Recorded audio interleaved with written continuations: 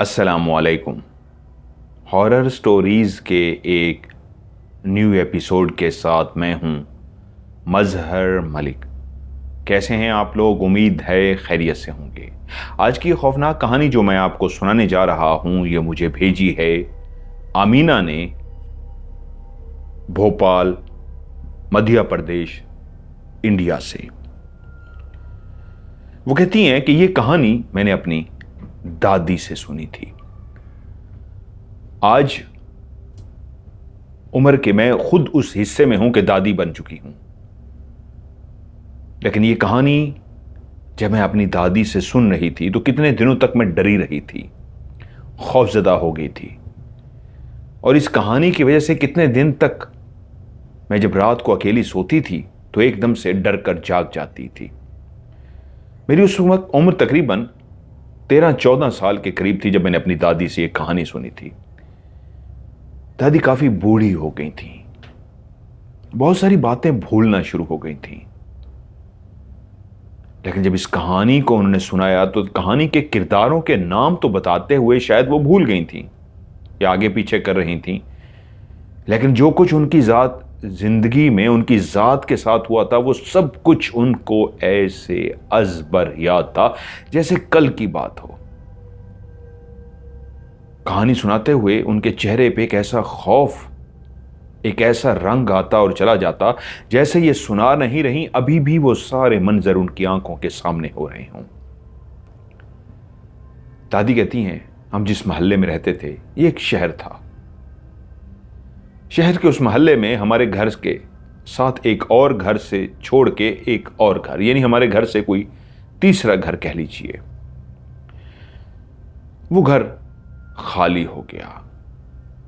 जितने भी लोग उस मोहल्ले में रहते थे सब आपस में प्यार और मोहब्बत से रहते थे, एक दूसरे को नामों से जानते थे और एक दूसरे से हाल अहवाल पूछना रोज का मामूल था। जैसे एक दूसरे से आमना सामना होता सब खड़े होके एक दूसरे का हाल अहवाल पूछते।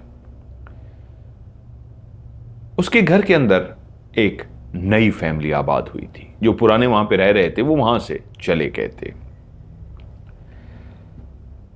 अब मैं खेलती कूदती भागती बाकी बच्चों के साथ भी इधर उधर जाते, तो उस घर में जब मैं नए लोगों को देखा तो वहां पे एक फैमिली आई थी, मियां बीवी और उनकी एक छोटी सी बच्ची। उनके बारे में उस वक्त तक तो मुझे नहीं पता था, लेकिन ये बाद में पता चला कि जो उनकी जो छोटी सी बच्ची थी वो उसी शहर के एक अस्पताल में पैदा हुई थी। और उसके बाद शौहर ने घर ढूंढना शुरू कर दिया कि जैसे ही बीवी और बच्ची को अस्पताल से इजाजत मिलेगी वो किसी घर में शिफ्ट हो जाएंगे। यूं वो हमारे मोहल्ले में आ गए और मुझे वो छोटी सी बच्ची बहुत अच्छी लगती थी। इस बात से अंदाजा लगाइए कि मैं उसको काफी अरसे तक छोटी बच्ची समझती रही, लेकिन वो असल में एक लड़का था, क्योंकि मैं खुद भी एक छोटी थी। उसकी मां उससे बहुत प्यार करती थी, उस बच्चे से। और मैं, क्योंकि ये जुमला भी यहां पे इसलिए बताया है कि मैं जिसको बच्ची समझती थी और वो बच्चा था, कम उम्री समझ लीजिए, ना समझी का मेरा दौर समझ लीजिए कि इतनी समझ बूझ भी नहीं थी। कद काट था, उम्र थी, लेकिन मासूमियत का दौर था। मैं जब उस घर में जाती थी तो दूर दूर से देखती थी, क्योंकि उन मियां बीवी ने अभी लोगों से मिलना जुलना शुरू नहीं किया था। बच्चे जब उस घर में हम दाखिल होते, मैं और मेरे साथ और भी बच्चे, तो वो अंदर किसी को बुलाती नहीं थी, इसलिए भी हम अंदाजा नहीं लगा सके ये बच्ची है या बच्चा है। करते करते करते आखिरकार हम बच्चे उस घर में चले ही गए। बच्चों का हमेशा से ख्वाहिश होती है कि जब भी कोई नया घर आए, कौन आया है, यहाँ पे कितने बच्चे हैं, कौन है, तो ज़रूर जाते हैं, लेकिन जब तक बड़े बुलाए ना खुद से अंदर नहीं जा सकते। हमारा भी यही हाल था। लेकिन कुछ अरसे के बाद मैंने महसूस किया, वो आंटी जो इस मोहल्ले में आई थी, इनका एक छोटा सा बच्चा था, वो मेरी तरफ घूर के देखती थी। मुझे डर लगता था उनसे। एक दफा तो बाकायदा मैं अकेली गली से गुजरने लगी तो वो आंटी दरवाजे में खड़ी थी और मुझे देखकर उनने इशारा किया कि अंदर आओ। पता नहीं क्यों उस दिन मुझे उस आंटी से डर लगा और मैं उनके घर नहीं गई, बल्कि मैं आगे चली गई। कुछ दिनों के बाद फिर हम बच्चे इस तरह खेल रहे थे, वो आंटी हमारे पास आ गई। हम बच्चों को उन्होंने टॉफियां बांटी और कहा, बच्चों मेरे घर आ जाओ। और बच्चे भी हमारे साथ थे, तो हम उनके घर चले गए। उस दिन जाकर उन्होंने खुद फिर बताया, जिस बच्ची को मैं हमेशा लड़की समझती थी, उनकी बेटी भी है। हम आपस में बच्चे बात करते थे, उन्होंने कहा, ये मेरा बेटा है। मुझे बहुत अच्छा लगता था उस बच्चे के साथ में बैठूं, उसको उठाऊं, लेकिन वो उठाने नहीं देती थी। वो अपने बच्चे का इतना ख्याल करती थी, हर वक्त उसके सर पे इस अंदाज में मंडलाती रहती थी कि बच्चे को कुछ हो ना जाए, बच्चा गिर ना जाए या कुछ मसला ना हो जाए। अब वो मुस्तकिल यहाँ पे रहना शुरू हो गए, हम लोग भी बच्चे उनके साथ मानूस हो गए। लेकिन एक बात कभी कभी मुझे फील होती थी, आंटी की तबीयत कभी अजीब सी हो जाती थी। उनके शौहर भी उस दिन घर में होते थे और वो अपनी चारपाई पे बैठे बैठे अजीब सी आवाजें निकालती थी। उनके मुंह से ऐसे आवाजें निकलती थी जैसे कोई शदीद तकलीफ में हो, लेकिन ये उसको पता ना हो कि तकलीफ जिस्म के किस हिस्से में हो रही हो, बल्कि उसके अंदर से एक आवाज से निकले। हम बच्चे थे, हम समझ ना पाए। और एक दो दफा इसी ही तकलीफ को देख के हम इसलिए भी उनके घर में दाखिल हो गए। फिर आंटी को क्या हुआ है, आंटी की चीखने की आवाजें हो रही हैं, आ रही हैं। जब हम घर में दाखिल हुए तो उनके शौहर ने उनको पीछे से बाजुओं से पकड़ा हुआ था और वो अपने बाजू को छुड़वाने की कोशिश कर रही थी।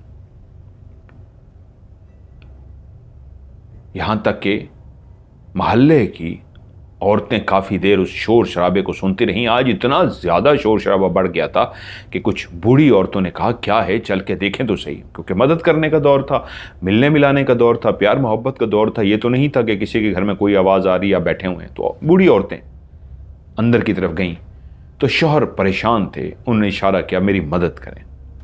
हम भी खड़े बच्चे देखना शुरू हो गए, औरतें और भी आ गईं। उन्होंने आके उस औरत को संभाला, पकड़ा, बड़ी मुश्किलों से कवर किया। और फिर ये वाला सिलसिला कभी कभी ऐसे ही हो जाता। उस आंटी की ऐसे तबीयत खराब होती, मोहल्ले की औरतें भी आती और उनको इसी तरह पकड़ा जाता और हम बच्चों को कहा जाता, जाओ जाओ बाहर जाओ। एक दफा मैंने कहा, क्या होता है आंटी को, मैं छुप कर देखूंगी। आंटी की उसी तरीके तबीयत खराब हुई, वो जोर जोर से चीख रही थी, आवाजें निकाल रही थी, शोर हो रहा था। गली की औरतें फिर से जमा हो गईं जैसे उसके शौहर को मदद की जरूरत हो। लेकिन आज शौहर घर पर नहीं थे। सब इकट्ठी हुई, उस औरत को मदद की जरूरत थी और हम बच्चे गए। पहली आवाज यही, चलो बच्चों बाहर जाओ। लेकिन मैं छुप गई कि मैं देखूंगी ये क्या होता है। मैंने देखा उसका बच्चा चारपाई पे लेटा हुआ था और वो नीचे फर्श पर बैठी हुई थी और अजीब सी आवाजें निकाल रही थी, भयानक खौफनाक सी आवाजें।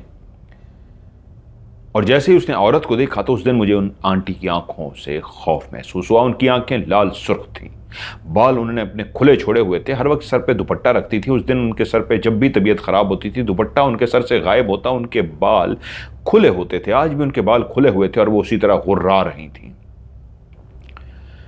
खवातीन सारी जमा हो गई, उसको पकड़ने की कोशिश की तो मैंने आज पहली दफ़ा अपनी आंखों से देखा वो इतनी ताकतवर हो चुकी थी कि एक या दो खातून उसको संभाल नहीं सकती थी। 5-6 औरतों ने, किसी ने उसकी टांगें पकड़ ली, दूसरी औरत ने दूसरी टांग, एक ने बाजू, दूसरी ने और बाजू, एक ने सर पकड़ा हुआ, किसी ने पेट पकड़ा हुआ, इस अंदाज में उसको पकड़ते थे। और उसके बाद मैंने देखा कि उन्होंने बाकायदा उसके पांव और बाजू को बांध दिया था। वहीं पे एक बहुत बूढ़ी तो नहीं थी लेकिन सीनियर औरत थी, वो कुछ पढ़ना शुरू हो गई। हम भी जानते थे, कुरान मजीद पढ़ते थे, तो ऊंची आवाज में कुरान मजीद पढ़े जा रही थी, पढ़ती थी और उस पर दम करती थी, पढ़ती थी और उस पर दम करती थी। यहां तक कि ये सिलसिला तकरीबन कोई आधे घंटे तक जारी रहा होगा। आधे घंटे के बाद वो आहिस्ता आहिस्ता चीखना बंद हो गई। उनको अब सांस चढ़ चुकी थी, वो ऊंची ऊंची सांस ले रही थी, इस अंदाज में हाँप रही थी और आहिस्ता आहिस्ता आहिस्ता उनका हाँपना भी कम हो गया और उसके बाद उनके बंधे हुए टांगों और बाजुओं को खोल दिया गया।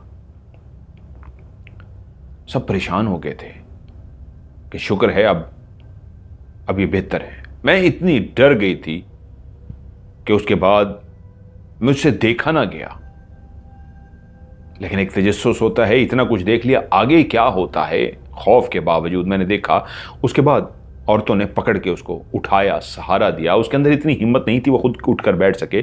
2-3 औरतों ने उसको कमर के पीछे से सहारा दिया, वो उठ के बैठी। उसको पानी पिलाया गया, उसने पानी पिया। उसका बच्चा जो काफ़ी देर से रो रहा था, उसके बच्चे को एक और औरत उठाकर खड़ी थी, उसने बच्चा उसके हवाले किया। उसने अपने बच्चे को सीने से लगा लिया और जैसे ही वो ठीक हुई, अपने बच्चे को उसने सीने से लगाया तो उसने अपनी गर्दन को मोड़ के उसी हिस्से की तरफ देखा जहां पर मैं छुपी हुई थी। और जब वो मुसलसल उस हिस्से की तरफ देख रही थी, बाकी खवातीन जो वहां मौजूद थी वो समझी शायद पता नहीं क्या देख रही है, तो वो डर सी गई। और जब मैंने देखा सारी खवातीन मेरी तरफ ही देख रही हैं, तो मैं बच्ची थी, मैं डर के बाहर निकल आई। तो वो आंटी मुझे देख के मुस्कुराई। उस लम्हे मैंने उनके मुस्कुराने को देखा, बाकी सारी खवातीन मेरी तरफ देखने में मुतवज्जो थीं। उसकी मुस्कुराहट को कोई ना देख सका सिवाय मेरे, और जैसे मुस्कुराई तो मैं उठकर भाग पड़ी। लेकिन घर जाते ही मैं डर गई, बहुत ज्यादा डर गई। इतनी डर गई कि मुझे बुखार हो गया। मेरी वालदा तक ये खबर पहुंच चुकी थी कि आंटी को फिर से वही मसला हुआ है और आपकी बेटी अंदर छुपी हुई थी। सकीना कहती हैं, ये उनकी दादी हैं जो कहानी सुना रही हैं, जो उस वक्त छोटी थी, छुपी हुई थी। सकीना कहती हैं मुझे बुखार हो गया और मेरी वालदा ने मुझे बहुत डांटा कि क्यों गई थी सकीना, तो तुझे मना भी किया था वहां पे नहीं जाना, आंटी का मसला है। खैर मैं 1-2 दिन बुखार रहा, ठीक हो गया, लेकिन मैं इतनी डर गई अब मैं आंटी की तरफ नहीं जाती थी। आंटी का नाम था मुमताज, उनके शौहर का नाम था अब्दुल अजीज। दोनों बहुत अच्छी शक्ल सूरत के मालिक थे, लेकिन पता नहीं क्यों अब मुझे आंटी से डर लगने लग गया था। तभी उन्हीं दिनों आंटी जब भी मुझे देखती तो उसी खौफनाक मुस्कुराहट के साथ मुझे मुस्कुरा कर देखती। मैं डर जाती। अब वो मुझे अपने पास बुलाने की कोशिश करती, मैं उनके पास नहीं जाती थी। वो बच्चों को टॉफियां देती, मैं टॉफी नहीं लेती थी। मुझे उनकी मुस्कुराहट से डर लगता था। एक ऐसी खौफनाक सी मुस्कुराहट होती थी कि मेरी जान निकलती थी उनसे। आज मैं बड़ी हो गई हूं, बूढ़ी हो गई हूं, आज शायद याद आता है वो मुस्कुराहट नहीं थी, वो एक ऐसी चुड़ैल की, वो एक ऐसी भयानक मुस्कुराहट होती थी जैसे कोई थी तो वो इंसान, लेकिन ऐसे लगता था जैसे कोई चुड़ैल आपको मुस्कुरा कर देख रही हो और कह रही हो अब तुम्हारी बारी है।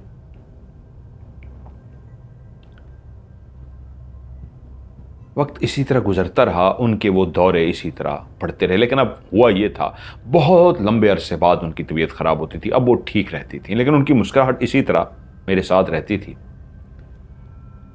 और फिर हम किराए के घर में रहते थे। वाले साहब, दादा अब्बू काम काज करते थे, उनकी अपनी दुकानें थीं। वाले साहब दादा के साथ ही दुकान पर होते थे। यूं अब इतना उन्होंने कमा लिया, वाले साहब और दादा ने फैसला किया कि अब हम अपना घर लेते हैं। यूं पास ही तकरीबन 15 मिनट के फासले पे हमने एक और मोहल्ले में अपना घर ले लिया। उस घर में तो हम शिफ्ट हो गए, लेकिन वो आंटी मुमताज और उनके शौहर अब्दुल अजीज की कहानी उस वक्त तो मुझे नहीं बताई गई, लेकिन बहुत बाद में मुझे उनकी कहानी पता चली गई थी। अभी पहले क्योंकि सीक्वेंस बनाने के लिए आंटी मुमताज की कहानी और उनके शौहर अब्दुल अजीज की, उसके बाद मेरे साथ क्या हुआ जिंदगी में, मैं आपको आगे बताती हूं। आंटी मुमताज और अब्दुल अजीज की शादी एक छोटे से गांव में हुई थी। चंद्रपुरा मध्य प्रदेश के मशहूर शहर जबलपुरा से तकरीबन 50 किलोमीटर दूर घने जंगलात के करीब वाक़े एक छोटा सा गांव था। ये दोनों मियां बीवी उसी गांव में ही रहते थे। शौहर इतना कमा के लाता कि किसी चीज़ की उनको ज़रूरत ना पड़ती। पढ़ा लिखा था, एक गांव में होने के बावजूद वो पढ़ लिख गया था। बहुत ज़्यादा तो नहीं, लेकिन इतना पढ़ लिख गया था कि गांव वाले उसे अपने गांव का एक पढ़ा लिखा नौजवान मानते थे। यूं मुमताज़, जो गांव की हद तक जो थोड़ी बहुत ही तालीम थी उसने हासिल की थी, लेकिन एक समझदार खूबसूरत सी लड़की थी। दोनों की शादी हो गई। अब गांव की एक किस्म की पढ़ी लिखी ही कह लीजिए, ना होने के बराबर तालीम, लेकिन बाकी लड़कियों की निस्बत तो पढ़ी लिखी थी। और अब्दुल अजीज तो था ही पढ़ा लिखा। उस वक्त ये MA BA ये डिग्रियां नहीं होती थी उस दौर के हिसाब से जो तालीम होती थी। शादी को पहला साल, दूसरा साल, तीसरा साल गुजर गया और अब्दुल अजीज को जहां शदीद ख्वाहिश थी उसकी औलाद हो, वहीं पे उसकी बीवी मुमताज़ भी शदीद ख्वाहिश रखती थी कि उसके यहां औलाद क्यों नहीं हो रही। जब 3 साल गुजर गए तो गांव वाले भी पूछते हैं क्या हुआ, अब औलाद क्यों नहीं हो रही। और यकीनन सी बात है, कोई मशवरा कोई देता है, कोई टोटका बताता है, कोई हकीम का बताता है। उन्होंने वो टोटके, वो मसले शुरू करने स्टार्ट कर दिए। चौथा साल भी गुजर गया, बच्चा ना हुआ। यहां तक कि 5वां साल जब गुजर गया तो अब मुमताज बहुत दुखी रहने लगी। औरत थी, जानती थी ये मर्द है, चाहे जितना भी प्यार करता है, मेरे यहां औलाद ना हुई, मेरी गोद सूखी रही, मेरे कोख से बच्चे ने जन्म ना लिया तो ये मुझसे दूर हो जाएगा। फिर वो भागी, कभी इधर कभी इधर, कभी किस पीर से, कभी किस से तावीज़ लेकर आती। हर वो काम जो एक औरत कर सकती है अपने बच्चे पैदा करने के लिए, जायज़ काम उसने किया, लेकिन बच्चा पैदा ना हुआ। शादी को 6ठा साल शुरू हो चुका था। वहीं पे मुमताज़ को पता चला उनके गांव के पास ही जो जंगल है, उसी जंगल में पहाड़ों की ऊपर वाली साइड पे, मतलब बहुत बड़े पहाड़ नहीं, जंगल जिस तरह होता है, कोई ऊंचाई आ जाती है, इस तरह की पहाड़ बने होते हैं। उस जंगल के उस पहाड़ वाले हिस्से पे एक औरत रहती है। वो बहुत पहुंची हुई औरत है, उसके पास जादू है या क्या है, लेकिन जो भी उसके पास जाता है शफायाब होकर आता है। आज तक ऐसा नहीं हुआ कोई उसके पास गया हो और शफायाब ना होकर आया हो। उसने काफी औरतों से उसके बारे में पूछा। सबसे अहम बात यह थी, उसके बारे में बात करते हुए औरतें इधर उधर देखती थी और डर कर बात करती थी। मुमताज को लगा अब मेरी मंजिल मुझे मिल जाएगी, अगर मैं उस औरत तक पहुंच गई फिर मेरा बच्चा हो जाएगा। उसने अपने शौहर से कहा तो शौहर इस बात में नाराज हो गया कि ये कैसी बात कर रही हो। अंदर से तो वो भी शदीद ख्वाहिश रखता था बच्चा हो जाए, लेकिन उसने एक औरत का सुना, जंगल का सुना, पहाड़ों के ऊपर रहती है। उसने कहा नहीं, हमें ऐसी किसी औरत के पास जाने की जरूरत नहीं है, अल्लाह ताला दे देगा, क्या हो गया, अल्लाह के यहाँ देर है अंधेर नहीं, ये अल्लाह ही देगा, औरत नहीं दे सकती। बीवी थी, 6ठा साल हो गया था, दुखी थी, करते करते शौहर के साथ हर वक्त एक ही टॉपिक डिस्कस। आखिर शौहर मजबूर हो गया और बोला तो क्या चाहती है, क्या करें, हमें चलना चाहिए उसके पास।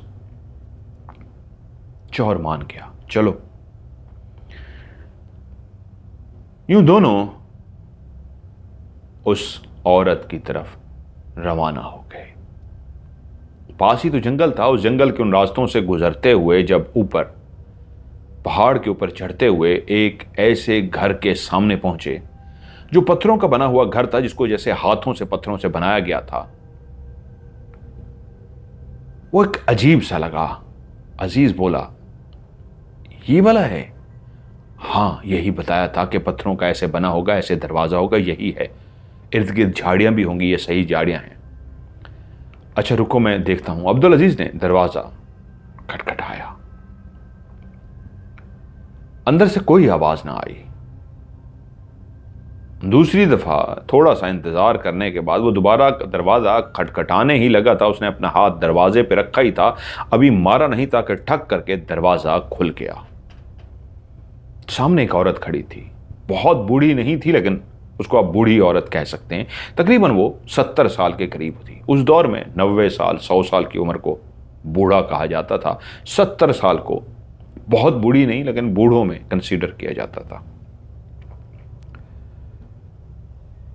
उसकी शक्ल काली स्याह थी, सफेद से उसके बाल खुले हुए थे, घुंघराले बाल, उलझे हुए उसके बाल थे। हाथ उसके काले स्याह। उसने गांव की औरतों की तरह एक लिबास पहन रखा था, लेकिन उसकी आंखें चमक रही थीं। उनकी आंखों से लगता था बूढ़ी होने के बावजूद हशाश बशाश चलती हुई आई है। आंखों में एक खास सी चमक थी। उसने सामने खड़े हुए अब्दुल अजीज को यूं सर से लेकर पांव तक देखा और बोली, क्यों आए हो? अब्दुल अजीज उस औरत के हुलिये को, उस औरत की आंखों की चमक को देख के ऐसा दबक सा गया था कि बोला, वो मेरी बीवी आई है। उस औरत ने यूं पीछे करके देखा जैसे बीवी को देख रही हो, तो जल्दी से मुमताज आगे बढ़ गई और बोली, जी मैं आपसे मिलना चाह रही थी। मैंने सुना है गांव की औरतों से मैं मां बनना चाहती हूं, बहुत अरसे से कोशिश कर रही हूं। शायद आपकी किसी दवाई से, किसी दुआ से मैं मां बन गई तो मैं एहसानमंद होंगी।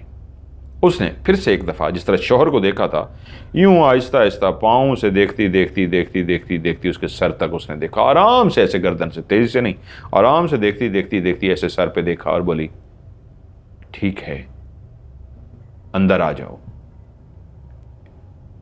मुमताज जल्दी से अंदर चली गई। वो दरवाज़ा बंद करने लगी तो एकदम से अब्दुल अजीज बोला, कितनी देर लग जाएगी? आधा घंटा लग जाएगा, इंतजार करो। ठक, दरवाजा बंद हो गया। अब्दुल अजीज उलझ सा गया था उसकी बात सुनकर। वो अंदर चली गई बीवी। अब वो बाहर बेचैनी से टहलना शुरू हो गया। उस औरत के बारे में सोचना शुरू कर दिया कि मैं अपनी बीवी के आगे मजबूर होकर उसकी जिद को मान के आ तो गया हूं, लेकिन कितनी अजीब सी औरत है। ऊपर से ये जंगल, और जंगल के अंदर इतना वीराना, ये रहती कैसे है, खाती कैसे है, जाती कैसी है, इतने ऊपर चढ़ना उतरना, ये तो बड़ा अजाब है। पता नहीं ये लोग कैसे यहाँ पे रहते हैं। कई बातें इस तरह सोचता सोचता आधा घंटा गुजर गया। तकरीबन 1 घंटा गुजर गया। अब उसकी बेचैनी बढ़ना शुरू होगी। आधा घंटा उसने कहा था, फिर भी कोई मसला होगा, कोई बात होगी। तो उसने वहीं दरवाजे के पास खड़े होके ऊंची आवाज में अंदर पूछा, मुमताज, मुमताज, सब खैरियत है ना? 1 घंटा हो गया था। तो उस बूढ़ी की आवाज आई, कहा है ना, बाहर इंतजार करो, सब ठीक हो जाएगा। वो दबक गया। उसकी औरत में एक गुस्सा था, उसकी आवाज में एक अजीब सी तहकमाना, जैसे जैसे कोई हुक्म देता है, हुक्माना अंदाज में उसने कहा था। वो फिर से रुक गया। अंधेरा फैलते फैलते बहुत ज्यादा अंधेरा फैल गया। अब उसको घबराहट होने लगी। 1.5 घंटा हो गया था, अंधेरा फैल गया था। वो रोशनी में आए थे और अब बहुत अंधेरा फैल गया था। अब तो घुप अंधेरा हो गया था। वापस भी जाना था। वो परेशान हो गया, वापस कैसे जाएंगे? अब उसे लगा कि नहीं, मामला खतरनाक हो गया है। इतना आधा घंटा कहा था, ऐसा क्या हो रहा है, वो क्या कर रही है औरत? उसके दिल में अब इतने सवालात जन्म ले चुके थे जो उसके पास जवाब नहीं था। वो परेशान हो गया। उसने फिर से दरवाजे पे आवाज लगाई, मुमताज, मुमताज, सब ठीक है ना? अंदर खामोशी रही। उसने दरवाजा पीटना शुरू कर दिया, डस डस डस डस, मुमताज दरवाजा खोलो, डस डस डस डस, मुमताज दरवाजा खोलो। वो दरवाजा पागलों की तरह पीट रहा था कि दरवाजा खोल दिया गया। उसी बूढ़ी औरत ने दरवाजा नहीं खोला था, दरवाजा खोलने वाली उसकी बीवी थी। मुमताज सामने खड़ी थी। अपनी बीवी को देख के वो खुश हो गया कि बीवी फारिग आके आ गई है। चलो हम घर चलें। उसने उसे पकड़ा कि बहुत देर हो गई है। वो अब मजीद रुकना नहीं चाहता था, अंधेरा हो गया था, और उसका हाथ इस अंदाज में थाम लिया कि मजीद कहीं ये बातें करने ना रुक जाए, उसको खुदा हाफिज करने ना रुक जाए, कहीं देर ना कर दे। वो उलझा हुआ था, बस इस जगह से जितनी जल्दी हो सके निकलना चाहता था। उसने उसका बाजू पकड़ा और जल्दी जल्दी चलना शुरू हो गया। चलते चलते उसने वो यहां से दूर जाना चाहता था काफी, कि पहाड़ का जो रास्ता है जंगल का क्रॉस कर जाए, फिर मैं बात करूं। उसने बात भी नहीं की, बस तेजी से गुजर रहा था। अंधेरा हो रहा था। जब उस जंगल का रास्ता वो अबूर करके आगे आ गए तो उसने अपनी बीवी से कहा, इतनी देर क्या हुआ है जो इतनी देर तुमने लगाई है? मैं थकी हुई हूं, बहुत थक गई हूं, मुझे सोना है। उसने बीवी ने सिर्फ इतना कहा। उसने उसका हाथ थामे थामे इसी तरह लेकर उसको घर आ गया और बीवी इतनी थकी हुई थी कि जाते ही सो गई।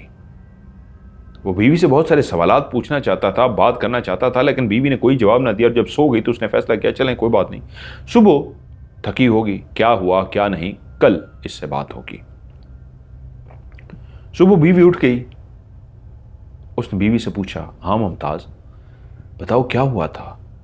वो बोली, पता नहीं, जब मैं अंदर गई हूं तो उसने मुझसे कहा है तुझे औलाद चाहिए ना, तेरी औलाद हो जाएगी, तू परेशान ना हो।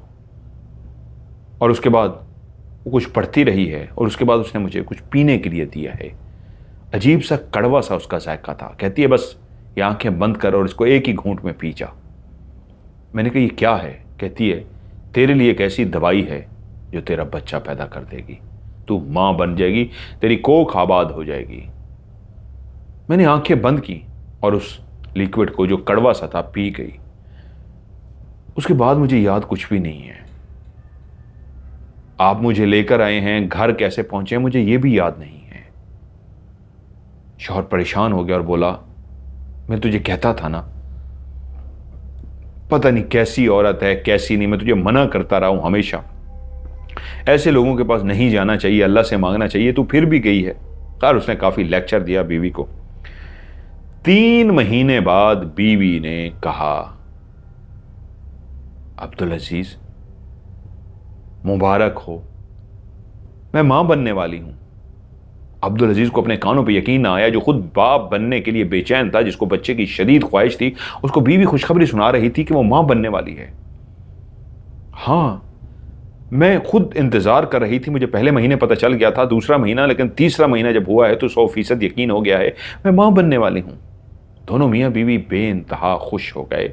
बीवी बोली, तुमने उस औरत को इतना बुरा भला कहा, इतना कुछ कहा, जो फ्री में काम करती है, जो पैसे भी नहीं लेती, बस लोग उसके पास जाते हैं और शफायाब होके आते हैं, लोग उसके बारे में ऐसे बातें नहीं करती। क्या लिया था उसने हमसे, क्या किया था, कुछ भी तो नहीं। और देखो आज उसकी वजह से कौन सा हकीम, कौन सा पीर, कौन सा आमिल, कौन सी जगह थी जहां पे हम लोग नहीं गए, कोई शफा नहीं मिली। लेकिन उस औरत के पास सिर्फ एक दफा गई हूं, देखो शफा मिल गई है। एक रात दोनों मियां बीवी कमरे में सो रहे थे कि अब्दुल अजीज की शोर से आंख खुल गई। उसे लगा घर के बाहर कोई ऊंची आवाज में बातें कर रहा है, और बातें करने वाला एक नहीं 3-4 लोग हों, जिसमें ज्यादा आवाज औरतों की सुनाई दे रही थी। वो एकदम से परेशान हुआ कि रात के इस पहर कौन है जो घर के पीछे खड़ा होकर इस वक्त बातें कर रहा है, क्या हो गया, कोई इमरजेंसी हो गई है, कोई परेशानी हो गई है, या कोई खतरे वाली बात है। गांव के अंदर इस तरह के जब बातें कोई शुरू करे और औरतें हों बाहर तो समझे कोई ना कोई इमरजेंसी है। उसने बीवी की तरफ देखा, बीवी सो रही थी। वो आराम से उठा और चलता हुआ घर के दरवाजे पे पहुंचा, और जैसे ही उसने दरवाजा खोला तो एकदम से वो ठटक गया। अभी भी बाहर औरतों की, और उसमें कभी कभी मर्द की भी आवाज आ जाती, ज्यादा औरतों की आवाज आती, जैसे 3-4 औरतें और उसमें एक मर्द बात कर रहा हो। बोलने की आवाज आ रही थी लेकिन नजर कोई नहीं आ रहा था। वो परेशान हो गया, आवाज तो यहीं कहीं से आ रही है, कहां है। लेकिन उसके अंदर हिम्मत ना हुई कि यार छोड़ो, मुझे क्या किसी चक्कर में पड़ना। अगर कोई होता, सामने आ जाता, कोई बातें कर रहा है, कोई इधर उधर है, साइड पे हो, तो इस वक्त बीवी को इस तरह अकेला छोड़ के जाना भी अच्छा नहीं होगा। मुझे मेरे ख्याल में बीवी को छोड़ के बाहर नहीं जाना चाहिए। वो अंदर कमरे में चला गया दरवाजा बंद करके। थोड़ी देर तक वो सो गया, लेकिन ठीक 3 दिन बाद फिर से उसकी आंख खुली, और आज शोर इतना ज्यादा था जैसे 3 की 4 की बजाय कोई 8-10 औरतें और मर्द आपस में बातें कर रही हों। अब तो आवाज इतनी क्लियर आ रही थी, उसको लगा कि ये तो बीवी भी मेरी जाग जाएगी। ये क्या मंजर है। पहले वो लेटा रहा कि शायद ये चले जाएंगे ये लोग, मैं लेटा रहता हूं। लेकिन जब वो नहीं गए तो वो परेशान सा हुआ, उठा और चलता हुआ जैसे ही अपने घर के मेन दरवाजे पे पहुंचा, घर का दरवाज़ा खोला ही था कि आवाज़ें और ज़्यादा तेज़ तेज़ आना शुरू हो गई। अभी उसने दरवाज़ा इस अंदाज में खोला था कि कुंडी हटाई थी, कुंडी हटा के अभी देखने ही वाला था कि उसने देखा कि बाहर थोड़ा सा दरवाज़ा खोल के देखा, कई साए हैं, काले स्याह साए, जिनके कद 8 से 10 फुट लंबे हैं और इतने ज़्यादा वो साए इधर उधर फिर रहे हैं, वो आपस में बातें कर रहे हैं। उनके वजूद के आर पार देखा जा सकता है, यानी उनके वजूद काले स्याह होने के बावजूद आर पार ट्रांसपेरेंट है, आर पार भी देखा जा सकता है और वो सारे आपस में बातें कर रहे हैं। उनके सर काफ़ी बड़े बड़े और गोल से हैं, यानी आम इंसान का जिस तरह सर होता है जितना गोल, उससे साइज में सबके सर बड़े हैं। जैसे किसी हांडी पे ऊपर ढक्कन रख दिया जाता है, ऐसे सर बने हुए थे उनके, हांडी की तरह के। वो एकदम से घबरा गया कि ये कौन है, ये क्या है। उसने दरवाजा नहीं खोला, वहीं खड़ा होकर देखता रहा, डर सा गया। ये तो अजीबो गरीब कोई मखलूक नजर आ रही है, ये इंसान तो नहीं है। 8-8, 10-10 फुट जिनके कद थे, मर्दों के 10 फुट थे, कुछ औरतों के भी 10 फुट के कद थे, लेकिन बाकी औरतों के 8-8 फुट के थे। और वो काले स्याह,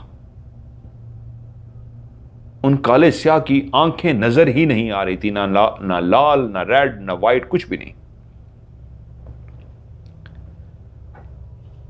वो एकदम से दरवाज़ा बंद करके खौफजदा हालत में अंदर आ गया। देखा बीवी अभी तक सो रही है, लेकिन परेशान हो गया। ये मैंने क्या देखा? इसका मतलब है उस दिन भी जो मैंने 3 दिन पहले आवाज़ें सुनी थी, देखा किसी को नहीं था। इसी तरह की कोई मखलूक थी जो इस तरह फिर रही थी। वो बीवी से नहीं कहना चाहता था, वो अकेली होती थी कि डर जाएगी, माँ बनने वाली है, उसका ख्याल रख रहा था, लेकिन परेशान हो गया।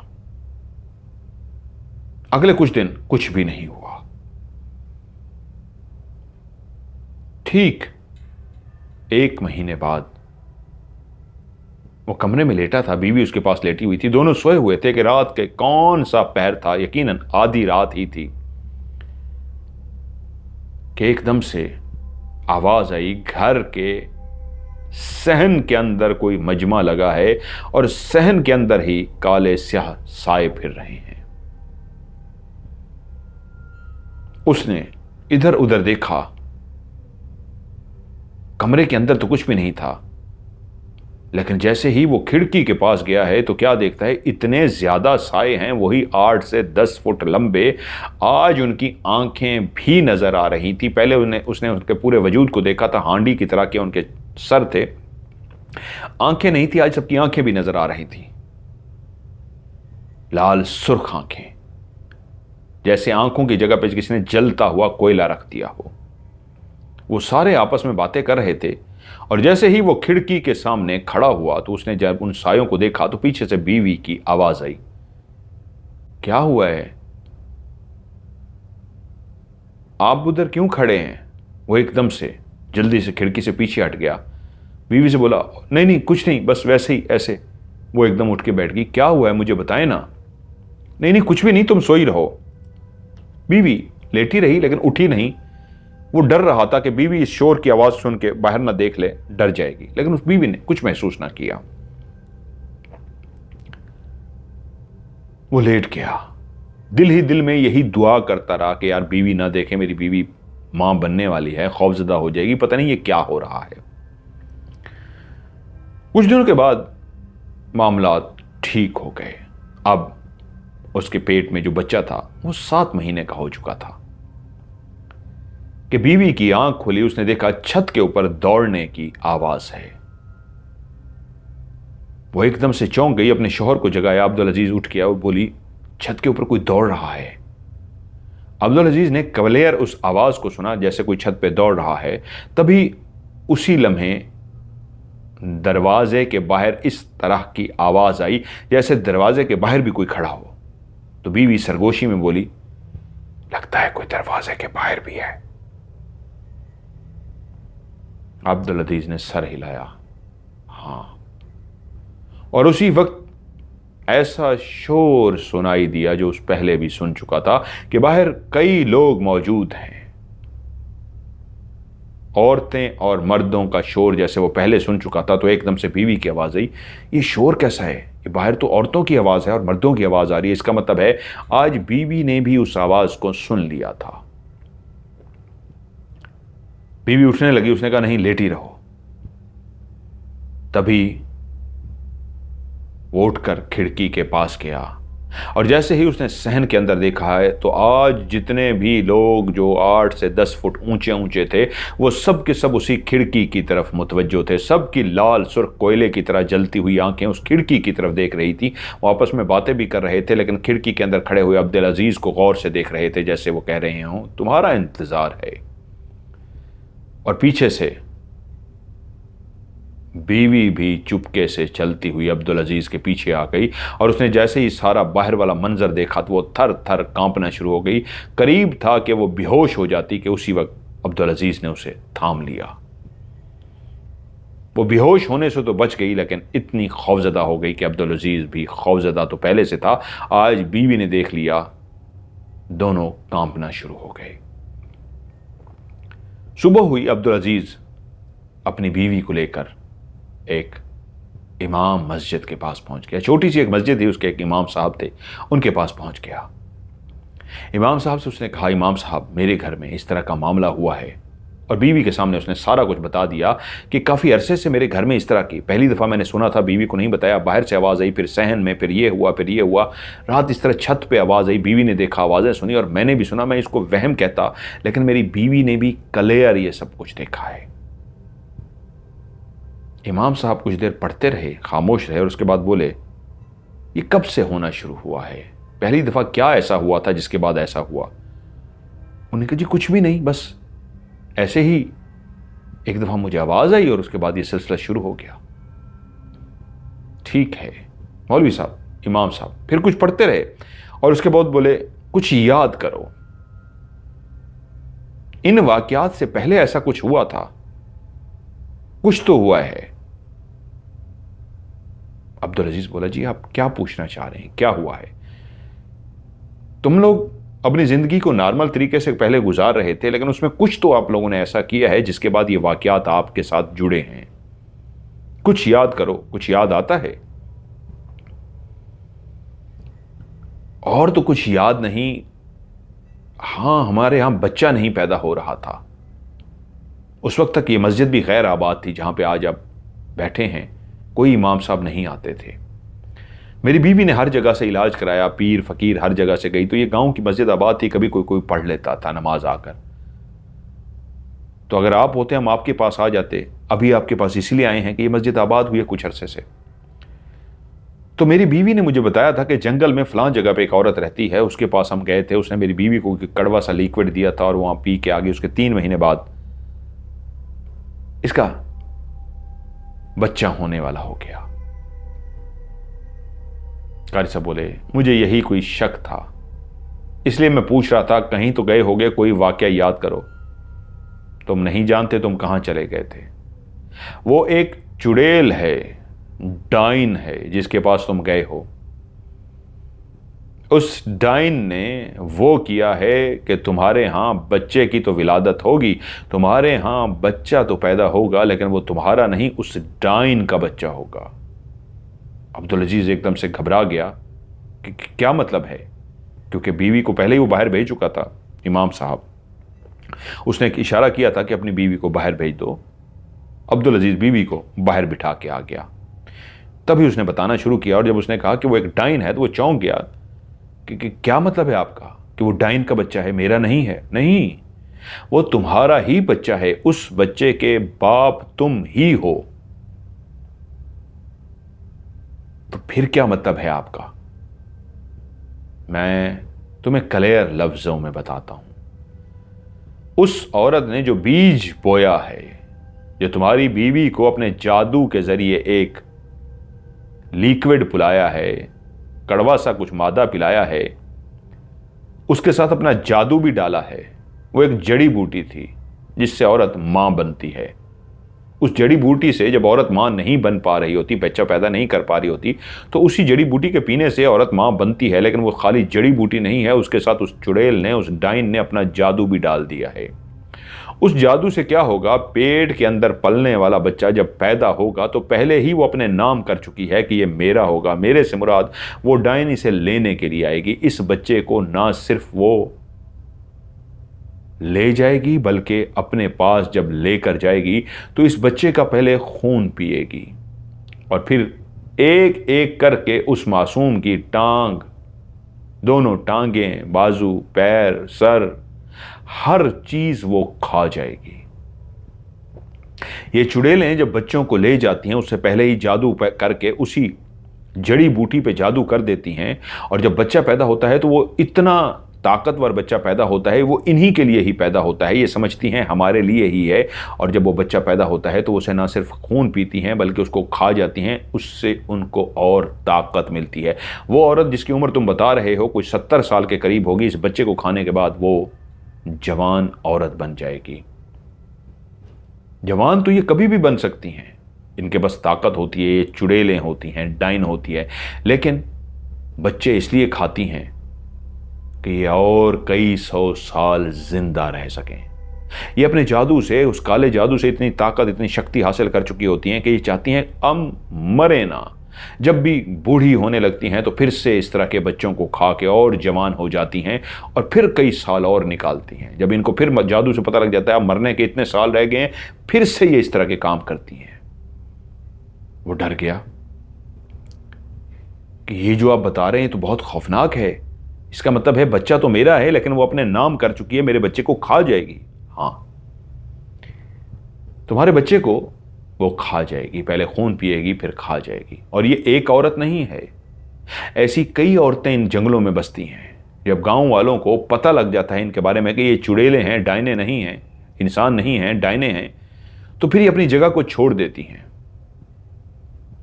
अबे तुम्हें अगर अपने बच्चे को बचाना है तो तुम्हें एक काम करना होगा, तुम्हें उस जगह पे फिर से जाना होगा और उसके घर के दरवाजे के सामने मैं तुम्हें पानी पढ़ के देता हूं, वो पानी डाल कर आना होगा और दूसरा पानी वापस पहुंच के अपने घर के दरवाजे पे डालना होगा। पहला पानी उसके घर के दरवाजे के आगे, दूसरा पानी अपने घर के दरवाजे के आगे। और दरवाजे के आगे जैसे ही पानी डाल दोगे अपने घर के चारों तरफ पानी डाल दोगे ताकि तुम्हारा घर दायरा कड़ा में चला जाएगा। और उसके बाद तुम अपने घर में ये पढ़ते रहोगे पूरे 41 दिन जब तुम पढ़ लोगे तो उसके बाद फौरी तौर पे अपनी बीवी को लेकर दूर चले जाओगे, यहां से काफी दूर। ये चुड़ैलें जब इस तरह का बीज डाल देती हैं किसी औरत के अंदर और उनको पता होता है अब ये बच्चा हो जाएगा, तो वो इंतजार में होती हैं, अपने जादू के जरिए सब कुछ देखती रहती हैं। और जब उनको पता लग जाता है कि बच्चा होने वाला है तो बच्चे को पैदा हुए 2 दिन भी नहीं होते, बाज़ोकात तो पैदा होते ही ये ले जाती हैं और बाज़ोकात बच्चा 2 दिन का होता है ये ले जाती हैं। 1 हफ्ते के अंदर अंदर इन्हें बच्चे को उठाकर लेकर जाना होता है। और ये इतनी ताकतवर होती हैं, इतनी जादू वाली होती हैं कि अगर आप पहरे लगाकर भी बैठ जाएं तो ये जब दाखिल होंगी घर में तो इनके जादू के ज़ेरे असर आपको ऐसे एक नींद का गलबा होगा कि कुछ सेकंड के लिए आप नींद की आगोश में चले जाएंगे। ये सुकून से उस बच्चे को उठा के चली जाएंगी और जब आपकी आंख खुलेगी आप देखेंगे बच्चा गायब होगा। आप कहेंगे बच्चा जा ही नहीं सकता, हम तो मौजूद हैं। और हैरत की बात, आप कमरे के खिड़कियां दरवाजे बंद करके बैठे होंगे तो खिड़कियां दरवाजे वैसे ही आपको बंद मिलेंगी। आप शक ही नहीं कर सकते कि कोई बाहर से आया था। अगर कोई बाहर से आता है, जब तक कोई अंदर से दरवाज़ा ना खोले तो अंदर दाखिल ना हो ही नहीं सकता। लेकिन ये इतनी ताकतवर डायने हैं, ये इतनी ताकतवर चुड़ैलें हैं कि जब ये अंदर दाखिल होती हैं तो दरवाजे भी नहीं खोलती, वापस जाते हुए दरवाजे बंद ही रखती हैं। इंसान कहता है नामुमकिन है, दरवाज़ा तो बंद है। इसलिए कहा है पहले उसके दरवाजे के आगे फिर अपने दरवाजे के आगे जब पानी डाल दोगे पूरे घर को दायरा कड़ा लगा के 41 रातें बैठ के पढ़ते रहोगे और उसके बाद बच्चे को लेके जितनी जल्दी, अपनी बीवी को लेके जितनी जल्दी हो सके यहां से दूर चले जाओगे। इन 41 रातों में इतना कुछ तुम पढ़ लोगे कि वो जादू के जरिए यही समझती रहेगी कि सब कुछ नॉर्मल है।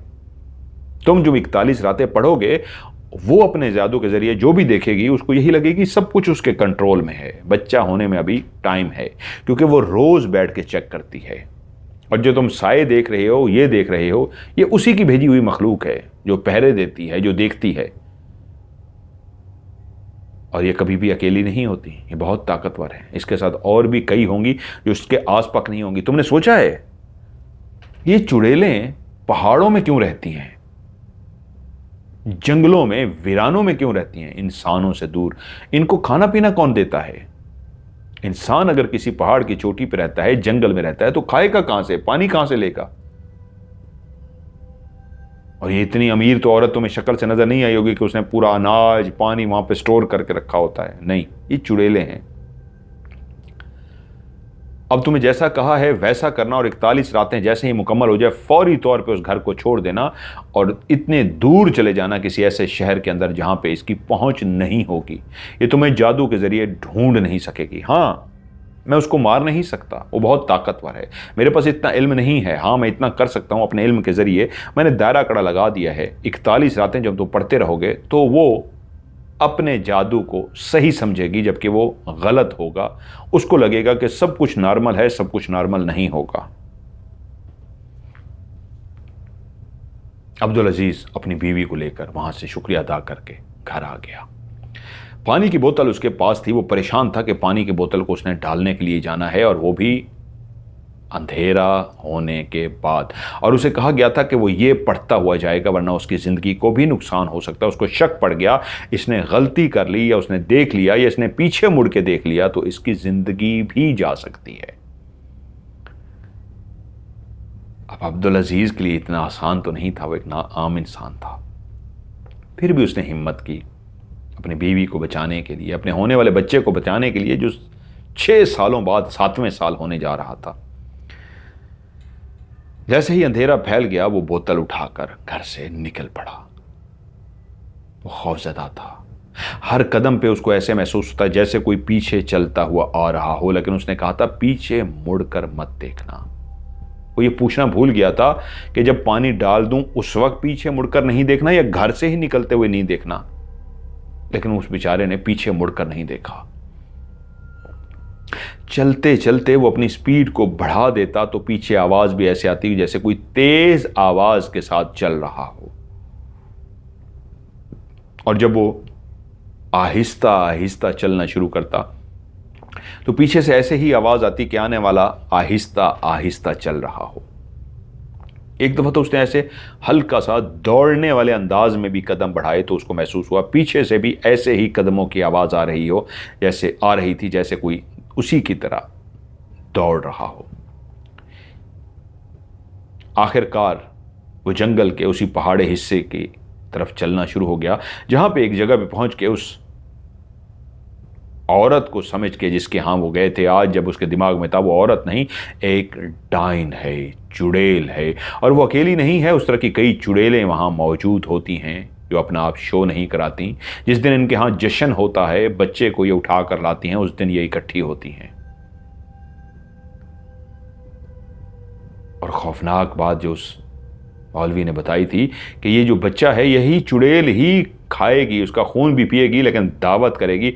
उस दावत में एक छोटा सा बच्चे का टांग काट के या एक उसका बाजू काट के बाकी डाइनों को बुला के खिलाएगी। ये दावत होती है इनके यहाँ कि पूरा मेरा है, मेरी मेहनत है, मैंने ये बीज लगाया था, चलो एक बाजू बच्चे का जो अभी 2 दिन का है पैदा हुए हुए, उसका एक बाजू बाकी चुड़ैलें खाएंगी। ये बातें सोचता हुआ वो शदीद खौफजदा चलता चलता जब उस घर के सामने पहुंच गया तो उसे ऐसा लगा जैसे मेरे पीछे अब चलने वाला एक नहीं कई पांव हों, कई चीज़ें हों जो मेरे पीछे चल रही हों। लेकिन उसने हिम्मत नहीं हारी, पीछे मुड़ के नहीं देखा। वो दम किया हुआ जो पानी था उस घर के दहलीज पे डाल दिया, इस अंदाज में कि बहुत ज़्यादा गीला भी ना हो, जो उस तरह समझाया था कि इस तरह छींटे मारने हैं ताकि फौरी तौर पर खुश्क हो जाए।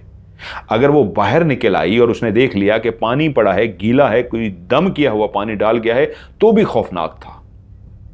तो एक आम बंदे के लिए तो ये सारा कुछ ऐसा है जैसे आप मौत के सामने खड़े हैं, जरा गलती हुई, पानी जरा ज्यादा डला या पानी का शोर भी गया और अंदर से वो बाहर निकल आई, आप गए, आपकी मौत। उसने पानी को कांपते हाथों के साथ बोतल से एक हाथ पे डाला और एक हाथ पे, सीधे हाथ पे उसने पानी डाला, उसका हाथ कांप रहा था और नीचे जमीन पे उसने छींटा मार दिया। अब वो रुक गया, कहीं दरवाज़ा तो नहीं खुलता, वो रुक गया कहीं वो जादूगरनी बाहर तो नहीं आ जाती, लेकिन उसके हाथ कांप रहे थे, बाहर कोई भी नहीं आया। फिर से उसने दूसरा डरते कांपते हाथों के साथ छींटा हाथ में रखा, फिर से छींटा, जब दूसरा भी फेंक दिया उसको यकीन आ गया कि इतना पानी काफ़ी है जैसा उस मौलवी ने बताया था। उसके बाद जल्दी से उसने बोतल का ढक्कन बंद किया और मुड़ गया। जैसे ही वो मुड़ा तो एकदम से उसके कानों में उसकी बीवी मुमताज की आवाज आई, अब्दुल अजीज, तुम यहां क्या करने आए हो? वो एकदम मुड़ने लगा कि ये मुमताज यहां पे क्या कर रही है। एकदम से उसे याद आया, मुड़ के नहीं देखना। वो डर गया, मुड़ा नहीं। उसने कहा चाहे कुछ भी हो जाए, उसने कहा था मुड़ के नहीं देखना। वो चलता रहा। पीछे अब उसको मुमताज की आवाजें आती रहीं। मुमताज खफा होकर उससे कह रही थी, मैं तुमसे बात कर रही हूं, तुम्हारा दिमाग ठीक है? जिसने हमें बच्चा पैदा करके दिया है, जिसकी वजह से आज मेरे पेट में, मेरी कोख में एक बच्चा जन्म ले रहा है, तुम उसके दरवाजे के आगे ये करके गए हो? जाओ, जाकर माफी मांगो, जाओ दरवाजा खटखटा के उसको बता दो कि तुमने गलत किया है, तुमने किसी के कहने पर यह क्या किया है। एक दफा तो वो दहल गया कि बात तो सही है, मेरी बीवी जो मुझे कहती आ रही है, जिसने हमें बच्चा दिया है, कहीं ऐसा तो नहीं मैंने कुछ उस मौलवी साहब के कहने पे कुछ ऐसा कर दिया हो और उससे माफ़ी नहीं मांगी तो हमें मार ना डाले। क्योंकि पीछे से मुमताज़ के रोने की आवाज़ आ रही थी, तुम कातिल बनना चाह रहे हो, मेरे भी और इस बच्चे के भी। तुम चाहते हो बच्चा भी मर जाए और तुम्हारी मुमताज़ भी मर जाए, इसलिए तुम माफ़ी नहीं मांगोगे, ये करोगे। उसके आंसू निकल आए। क्या करूं, एक आम इंसान था, लेकिन चलता रहा यहां तक कि घर की दहलीज पे पहुंच गया। उसको पीछे से एक चीख की आवाज सुनाई दी, मुमताज की चीख। तुमने मेरी नहीं सुनी ना, अब तुम अपनी मुमताज का मरा हुआ मुंह देखोगे। रोते हुए उसने बोतल का ढक्कन खोला और अपने घर की दहलीज पे, दरवाजे पे उसने पानी के छींटे मारे और इसी तरह उसने अपने घर के चारों तरफ दायरा कड़ा लगा दिया। घर का दरवाजा खोला, आंसुओं के साथ अंदर दाखिल हुआ। ये मैं क्या कर आया हूं, कहीं मेरी बीवी और मेरे बच्चे को नुकसान ना हो जाए। अंदर दाखिल हुआ तो क्या देखता है, बीवी अंदर बिस्तर पर लेटी हुई है। उसे ऐसा लगा जैसे दिमाग को एक झटका सा लगा है। मुमताज, तुम यहां हो? वो एकदम से बोली, हां तो और कहां हूं, क्या मतलब है तुम्हारा? एकदम कहते कहते उसकी जुबान रुक गई, जैसे वो कहना चाह रहा था अभी तो तुम बाहर थी। बीवी ने कहा, क्या हो गया आपको? मैं तो घर पे ही हूं, घर पे ही होना चाहिए था मुझे, और क्या हो गया? तो उसको लगा, ओह इसका मतलब है मैं अगर गलती कर देता, मेरी बीवी मेरे पीछे कई जुमले कहते हुए आ रही थी और अगर उसका मैं कोई एक जुमला भी सुन लेता और पीछे मुड़ के देख लेता, वो कई दफ़ा कह रही थी मेरी बात तो सुनो, अच्छा मेरी तरफ तो देखो, इधर तो देखो, बात तो सुनो, और मैं एक दफ़ा भी सुन लेता, ये तो काम खराब हो जाता। इसका मतलब था वो शैतानी ताकतें मुझे धोखा दे रही थीं। इसका मतलब है वो मेरी बीवी नहीं थी, मेरी बीवी तो ये है। उसने खुदा का शुक्र अदा किया और उसी रात से वो अमल करना शुरू कर दिया। बीवी को उसने बता दिया था कि मौलवी साहब ने कहा है कि जब औरत के यहाँ बच्चा पैदा होने वाला हो, वो भी 6 साल बाद, 7 साल बाद, तो कई शैतानी ताकतें इस तरह घर के इर्द गिर्द आ जाती हैं। तुम्हें परेशान होने की ज़रूरत नहीं है, मैंने दायरा कड़ा लगा दिया है, पानी दम किया हुआ उन्होंने दे दिया है और मैं अब अमल भी करूँगा, रोज़ बैठ के थोड़ा सा पढ़ूंगा, कुछ भी नहीं होगा। बीवी डरती थी लेकिन शौहर तो साथ था। वो 41 रातें बैठ कर पढ़ता रहा, उसे नज़र कुछ भी ना आया। हाँ, कभी कभी हल्की सी दूर से आती हुई आवाज़ें महसूस हुई, जैसे काफ़ी दूर से आ रही हों, लेकिन उसने 41 रातें मुकम्मल कर ली। उसके बाद बीवी को लेकर यहां से दूर एक शहर चला गया। वहां उसके बच्चे की अस्पताल में पैदाइश हुई और अस्पताल में जैसे ही बच्चे की पैदाइश हुई तो उनके यहां एक बेटा पैदा हुआ और वो अपनी बीवी को लेकर, सकीना कहती हैं, हमारे ही मोहल्ले में आ गया था और उस मोहल्ले में उसका बच्चा और उसकी बीवी बहुत खुश थे। लेकिन हर थोड़े अरसे के बाद उनको, बीवी को दौरे से पड़ते थे, जैसे कोई चीज उसके ऊपर हाजिर होती हो। और गांव की, शहर की, मोहल्ले की हमारी औरतें उसको आकर पकड़ती थी और उसके ऊपर दम करती थी। वालिद साहब के साथ भी अब्दुल अजीज साहब की बहुत अच्छी दोस्ती हो गई थी और उसने वालिद साहब को यह सारी बात बता दी थी। उसके बाद हम लोग अलग घर में शिफ्ट हो गए। 15 मिनट के फासले पे जो हमारा घर था, दादा और अब्बा ने लिया था, हम वहां पे शिफ्ट हो गए। मैं उस आंटी को, अभी तक मैंने ये वाकया जो अभी सकीना बता रही हैं कि जो सुनाया है, ये बहुत बाद में मुझे पता चला था कि उन आंटी के साथ क्या मसला था। हम अपने घर में शिफ्ट हो गए। जब हम अपने घर में शिफ्ट हुए तो दादा अबू ने इस तरह का बनाया, चाचू भी साथ रहते थे मेरे, यानी दो वालिद साहब और मेरे वालिद साहब के जो भाई थे, चाचू हमारे, दो, दादा अबू दादी। अब हम जिस घर के अंदर रहते थे, ये पुराना बना हुआ घर था। शुरू में आके हमने अपना सामान एडजस्ट किया, घर को जिस तरह बनाया जाता है उस तरह सारा किया, सारा कुछ ठीक हो गया। तकरीबन कोई 1.5 महीना, वो कहती है मुझे सही याद नहीं है, 1.5 महीना या 1 महीना या 2 महीने हो गए थे कि एक रात मैं सोई हुई थी कि मैंने देखा वालिद साहब बाहर की जो सीढ़ियां हैं ऊपर की तरफ जाती हैं, ऊपर अभी हमने कमरा नहीं बनाया था, छत थी, वालिद साहब सीढ़ियों के ऊपर बैठे हुए हैं और काफी ज्यादा परेशान लग रहे हैं। मैंने वालिद साहब को कभी इस तरह परेशान नहीं देखा था, और रात के इस पैर इस तरह बैठे हुए कि इस तरह हाथ गाल पे रखा हुआ है, गहरी सोच में बैठे हुए हैं और बेइंतहा परेशानी की हालत में बैठे हुए हैं। मैं भी परेशान हो गई। मैं उठ के खिड़की के पास गई कि वालिद साहब इस वक्त क्यों बैठे हैं। मैंने कहा नहीं, मुझे वालिद साहब के पास जाना चाहिए, अम्मी को जगाना चाहिए, क्या करना चाहिए। मैंने दरवाज़ा खोला और दरवाज़ा खोल के जैसे ही बाहर गई हूं तो वालिद साहब मेरे ख्याल में उठ के कमरे में शायद चले गए थे। क्या हुआ था मुझे समझ ही ना आई। मैंने कहा सुबह वालिद साहब से पूछूंगी अबू क्या हुआ था, रात आप बैठे हुए थे। दादा अबू और अबू दुकान पे चले जाते थे, वो दुकान पे चले गए, मेरी उनसे बात ना हो सकी। जब रात को वापस आए तो खाना खाते हुए अबू से मैंने पूछा, अबू रात आप उधर सीढ़ियों पे क्या कर रहे थे। मुझसे मेरी तरफ देख के बोले, कब बेटा। मैंने उनको बताया कि रात को उसका मेरी आंख खुली थी, आप उधर सीढ़ियों पे परेशान बैठे हुए थे और आपको देख के मैं भी परेशान हो गई। मैं दरवाज़ा खोल के बाहर आने लगी तो आप फिर कमरे में चले गए थे। अरे नहीं नहीं मेरी बेटी, वो तू नींद में होगी, तूने कोई ख्वाब देखा होगा, रात को भला मैं क्यों उठूंगा। वो कोई भी नहीं था, तेरा ख्वाब होगा, तेरा वहम होगा, कुछ भी नहीं मेरी बेटी, तुझे ऐसे कोई वहम हुआ होगा। अब्बा ने ये कह के मुझे मुतमईन कर दिया। मैं भी जरा चुप कर गई। कुछ दिनों के बाद वालदा साहिबा हमारी कमरे के अंदर नमाज पढ़ रही थी। कमरे के अंदर एक शीशे की खिड़की है, ये मगरिब के टाइम का वक्त था। वो मगरिब की नमाज पढ़ रही थी कि नमाज पढ़ते हुए उन्होंने जैसे ही सलाम फेरा, दूसरी तरफ सलाम फेरा, तो एकदम से खिड़की की तरफ निगाह गई जो सामने सहन में खुलती थी खिड़की कमरे की। तो उन्होंने देखा खिड़की के दूसरी तरफ कोई नीचे बैठा हुआ है, उसने अपना ऊपर हाथ रखा है खिड़की पे, शीशे को हाथ टच किया है और हाथ ऐसे टच करते करते करते करते अपना हाथ नीचे ले गया है। वो एकदम से परेशान हो गई हैं कि बच्चे भी बाहर हैं, घर में कोई भी नहीं है, मैं अकेली हूं, नमाज पढ़ रही हूं, तो इस वक्त कौन है जो इस तरह हाथ रख रहा है। वो एकदम से मुसल्ले से उठी हैं, जल्दी से दरवाजा खोला है, बाहर देखा है, बाहर कोई भी नहीं है।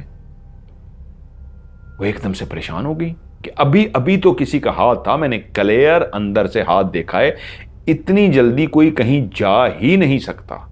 किसने शरारत की है या क्या हुआ है। उन्होंने इस बात का जिक्र किसी से भी ना किया, शायद किसी ने शरारत की है या क्या हुआ है। उनके दिल में थोड़ा सा खौफ तो आया, लेकिन इस तरह का नहीं था कि पता नहीं क्या है, कि इंसानी हाथ था, किसी ने ऐसे करके नीचे कर दिया था। अब उन्होंने इस बात का कोई जिक्र ना किया। कुछ दिनों के बाद वालिद साहब सो रहे थे, वालदा उनके साथ सो रही थी। उनको महसूस हुआ उनके दरवाजे के बाहर कोई खड़ा है। शौहर को गहरी नींद देख के वो एकदम से उठी कि पता नहीं कौन है, कोई बच्चा आ गया है या घर में और लोग भी थे, चाचू की फैमिली भी थी। वो अपने अम्मी बिस्तर से उठी हैं ये जानने के लिए कि कोई बाहर है। अभी वो दरवाजे के करीब भी नहीं पहुंची थी कि एकदम से दरवाजे को बिल्कुल हल्की अंदाज में, बिल्कुल हल्की आवाज में ऐसे नॉक किया गया। उन्होंने आहिस्ता आवाज में कहा, आ रही हूं भाई, आ रही हूं। कि फैमिली का कोई बंदा है जो इस वक्त रात को नॉक कर रहा है, कोई इमरजेंसी है, कोई बात है, मजबूरी है, क्या हुआ है। उन्होंने दरवाजा खोल दिया। जैसे ही दरवाजा खोला बाहर कोई भी नहीं था। वो एकदम से चौंक गई कि अभी अभी तो किसने दरवाजा खटखटाया।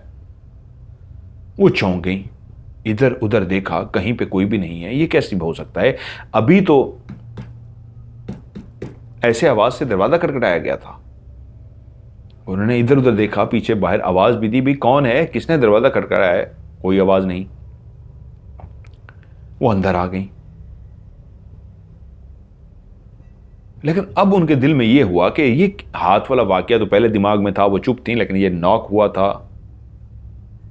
मैंने जो अब्बू को परेशानी में देखा था, अब्बू ने अम्मी से भी बात नहीं की थी, अम्मी को भी मैंने नहीं बताया था।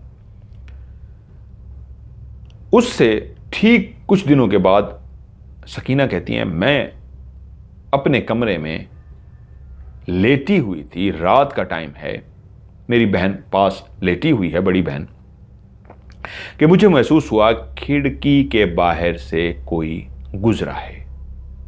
और जैसे ही एहसास हुआ खिड़की के बाहर कोई गुजरा है तो मैं एकदम से चौंक गई। मैंने खिड़की की तरफ देखा, गहरी नींद से जागी हूं मैं, कि खिड़की के बाहर से कोई गया है।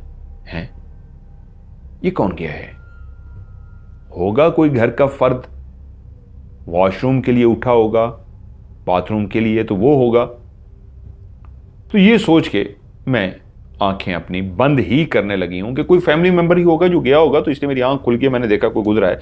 तो उसी लम्हे दोबारा से मैंने खिड़की के सामने किसी को गुजरते हुए देखा है।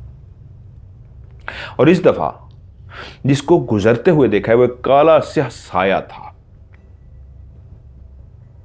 मैं हैरान हो गई। सहन की रोशनी जल रही थी, तो शायद जैसे इंसान गुजरता है उसके पीछे एक शैडो गुजरता है, तो मुझे वो एक शैडो नजर आया था। तो मेरे जहन में यही आया कि कोई इंसान गुजरा है, उसके पीछे ये उसका परछाई है, उसकी शैडो है, उसका साया है। और फिर से अभी जो गुजर के गया था शैडो, वो फिर से वापस गुजरा है। तो मैं चौंक पड़ी हूं, अब भी शैडो गुजरा है, गुजरने वाला कहां है। और उसी लम्हे वो काला स्याह साया मेरी खिड़की के सामने आकर खड़ा हो गया है। इस अंदाज में वो खिड़की के सामने खड़ा हो गया है कि उसका कद इतना लंबा था कि उसकी गर्दन भी अभी बहुत ऊंची थी, उसके पेट तक का हिस्सा नजर आ रहा था, जैसे कोई पेट के साथ इस खिड़की के सामने खड़ा हो, वो इतना लंबा था। मैं उसको देखकर डर गई, खौफजदा हो गई कि ये क्या है। मैंने अपना हाथ अपनी बहन की तरफ किया डरते डरते, और जैसे ही मेरी बहन को मेरा हाथ टच हुआ, उसे मैंने झंझोड़ा तो मेरी बहन की आंख खुल गई। एकदम से बोली, हां क्या हुआ है। तो मैंने खिड़की की तरफ इशारा किया, अभी तक वो खिड़की के अंदर खड़ा था। तो मुझसे बोली, हां क्या हुआ है। खिड़की, उसने देखा है, हां क्या हुआ है खिड़की में। उसने जब ये लफ्ज कहा क्या हुआ है खिड़की में, तो मेरी निगाहें अभी तक खिड़की में है, और मैं बहन को कह रही हूं वो कौन खड़ा है। वो एकदम उठ के बैठ गई, कहती है, कहां, यहां तो कोई नहीं है, क्या हो गया तुझे। अब मैंने बहन की तरफ देखा, इसको क्या हुआ है, खिड़की की तरफ देखा, वाकई कोई भी नहीं है। हैं? इतनी देर से तो खड़ा था, मैंने बहन को जगाया था, मैं डरी हुई थी। मेरी बहन एकदम से समझ गई कि तुझे लगता है ख्वाब देखा है, डर गई, ऐसा कुछ भी नहीं है। लेकिन मैं सो ना सकी। सुबह मुझे बुखार हो गया। बड़ी बहन ने वालदा को बताया, रात ये इस तरह कह रही थी, खिड़की में कोई खड़ा है, काला स्याह, ऐसे ऐसे बताया। तो मां ने मुझसे पूछा, हां क्या हुआ है सकीना। मैंने उनको बताया कि मैंने पहले अब्बा को इस तरह देखा था, अब्बा ने कहा था नहीं मैं तो नहीं था, तेरा वहम होगा। फिर मैंने इस तरह देखा है, अब अम्मा को भी वो याद आ गई बातें, दरवाज़ा किसने नॉक किया था, और अम्मा ने शीशे के पीछे हाथ भी देखा था। अम्मा ने अब्बा से बात की कि बेटी ने आपको ये वाला बात कही थी कि आप वहाँ बैठे हुए थे। उसने कहा हाँ हाँ बच्ची, ये वहम होगा। उसने कहा मैंने जो 2 दफ़ा देखा है वो भी वहम है। पहली दफ़ा ऐसे हाथ था, हाथ नीचे गया, बाहर गई हूँ कोई भी नहीं था। उसके बाद रात को दरवाज़ा नॉक हुआ है, बाहर कोई पीछे खड़ा था, मैं गई हूँ कोई भी नहीं है।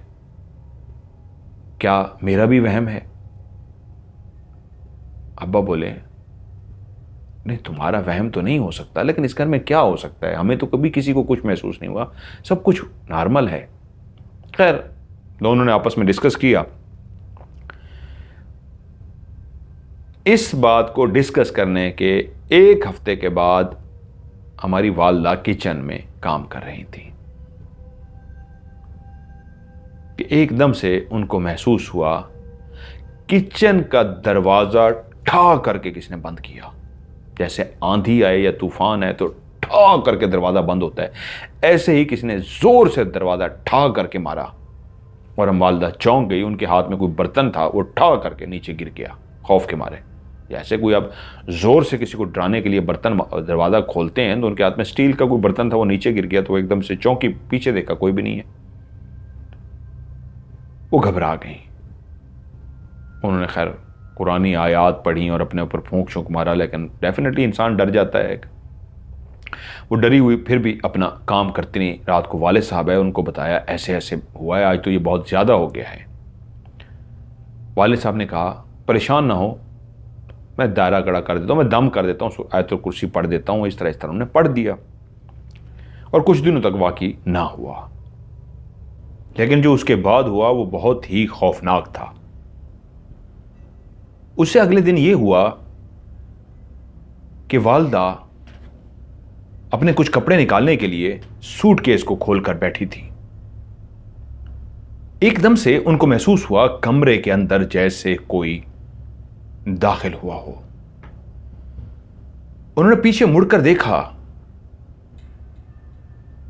एक काला स्याह साया सा तेजी से बाहर निकल गया। जैसे ही वो अंदर दाखिल हुआ था उतनी ही तेजी से वो बाहर निकल गया। वो चौंकी कि ये क्या हुआ, कोई आया है और इतनी तेजी से बाहर चला गया है। उसी वक्त वाले साहब कमरे में दाखिल हुए। वालदा को इस अंदाज में देखा कि उनके चेहरे पे खौफ की परछाइयां थी, वो बहुत ज्यादा डरी हुई थी। वो बोले क्या हुआ है, सब खैरियत है? वो अभी तक इस अंदाज में बाहर दरवाजे को टिकटिकी बांधे देखी जा रही थी कि वाले साहब कभी दरवाजे की तरफ कभी अम्मी की तरफ देखते कि ये हुआ क्या है। उन्होंने वालदा को पकड़ा इस अंदाज में कि ये बहुत डर गई हैं, शायद कुछ खौफनाक सा हुआ है। उनको उठाया और उठाकर चारपाई पे बिठा दिया। अभी वो चारपाई पे बैठी ही थी कि एकदम से ऐसे लेटना शुरू हो गई जैसे वालिद साहब उनको लिटा रहे हों, जबकि वालिद साहब ने सिर्फ उनको बिठाया था। यानी लेटते हुए अंदाज ऐसे था कि एक हाथ ऐसे ऊपर किया हुआ था जैसे किसी ने उनका हाथ पकड़ा हुआ हो और उनको बिस्तर पर लिटा दिया हो। वालिद साहब देखकर ये हैरान रह गए कि ये क्या हुआ है। कि उसी वक्त वो जो ट्रंक सा, सूटकेस सा उन्होंने खोला हुआ था, उसके अंदर एक कपड़े को हल्की सी आग लगी, जैसे अभी आग लगना शुरू होती है। वाले साहब की जैसे ही निगाह पड़ी, वो एकदम से भागते हुए उस कपड़े के पास गए जिसको अभी आग लगनी शुरू ही हुई थी। उन्होंने इधर उधर देखा, जो हाथ में आया उठा के जल्दी से आग को मारना शुरू कर दिया। आग बुझ गई।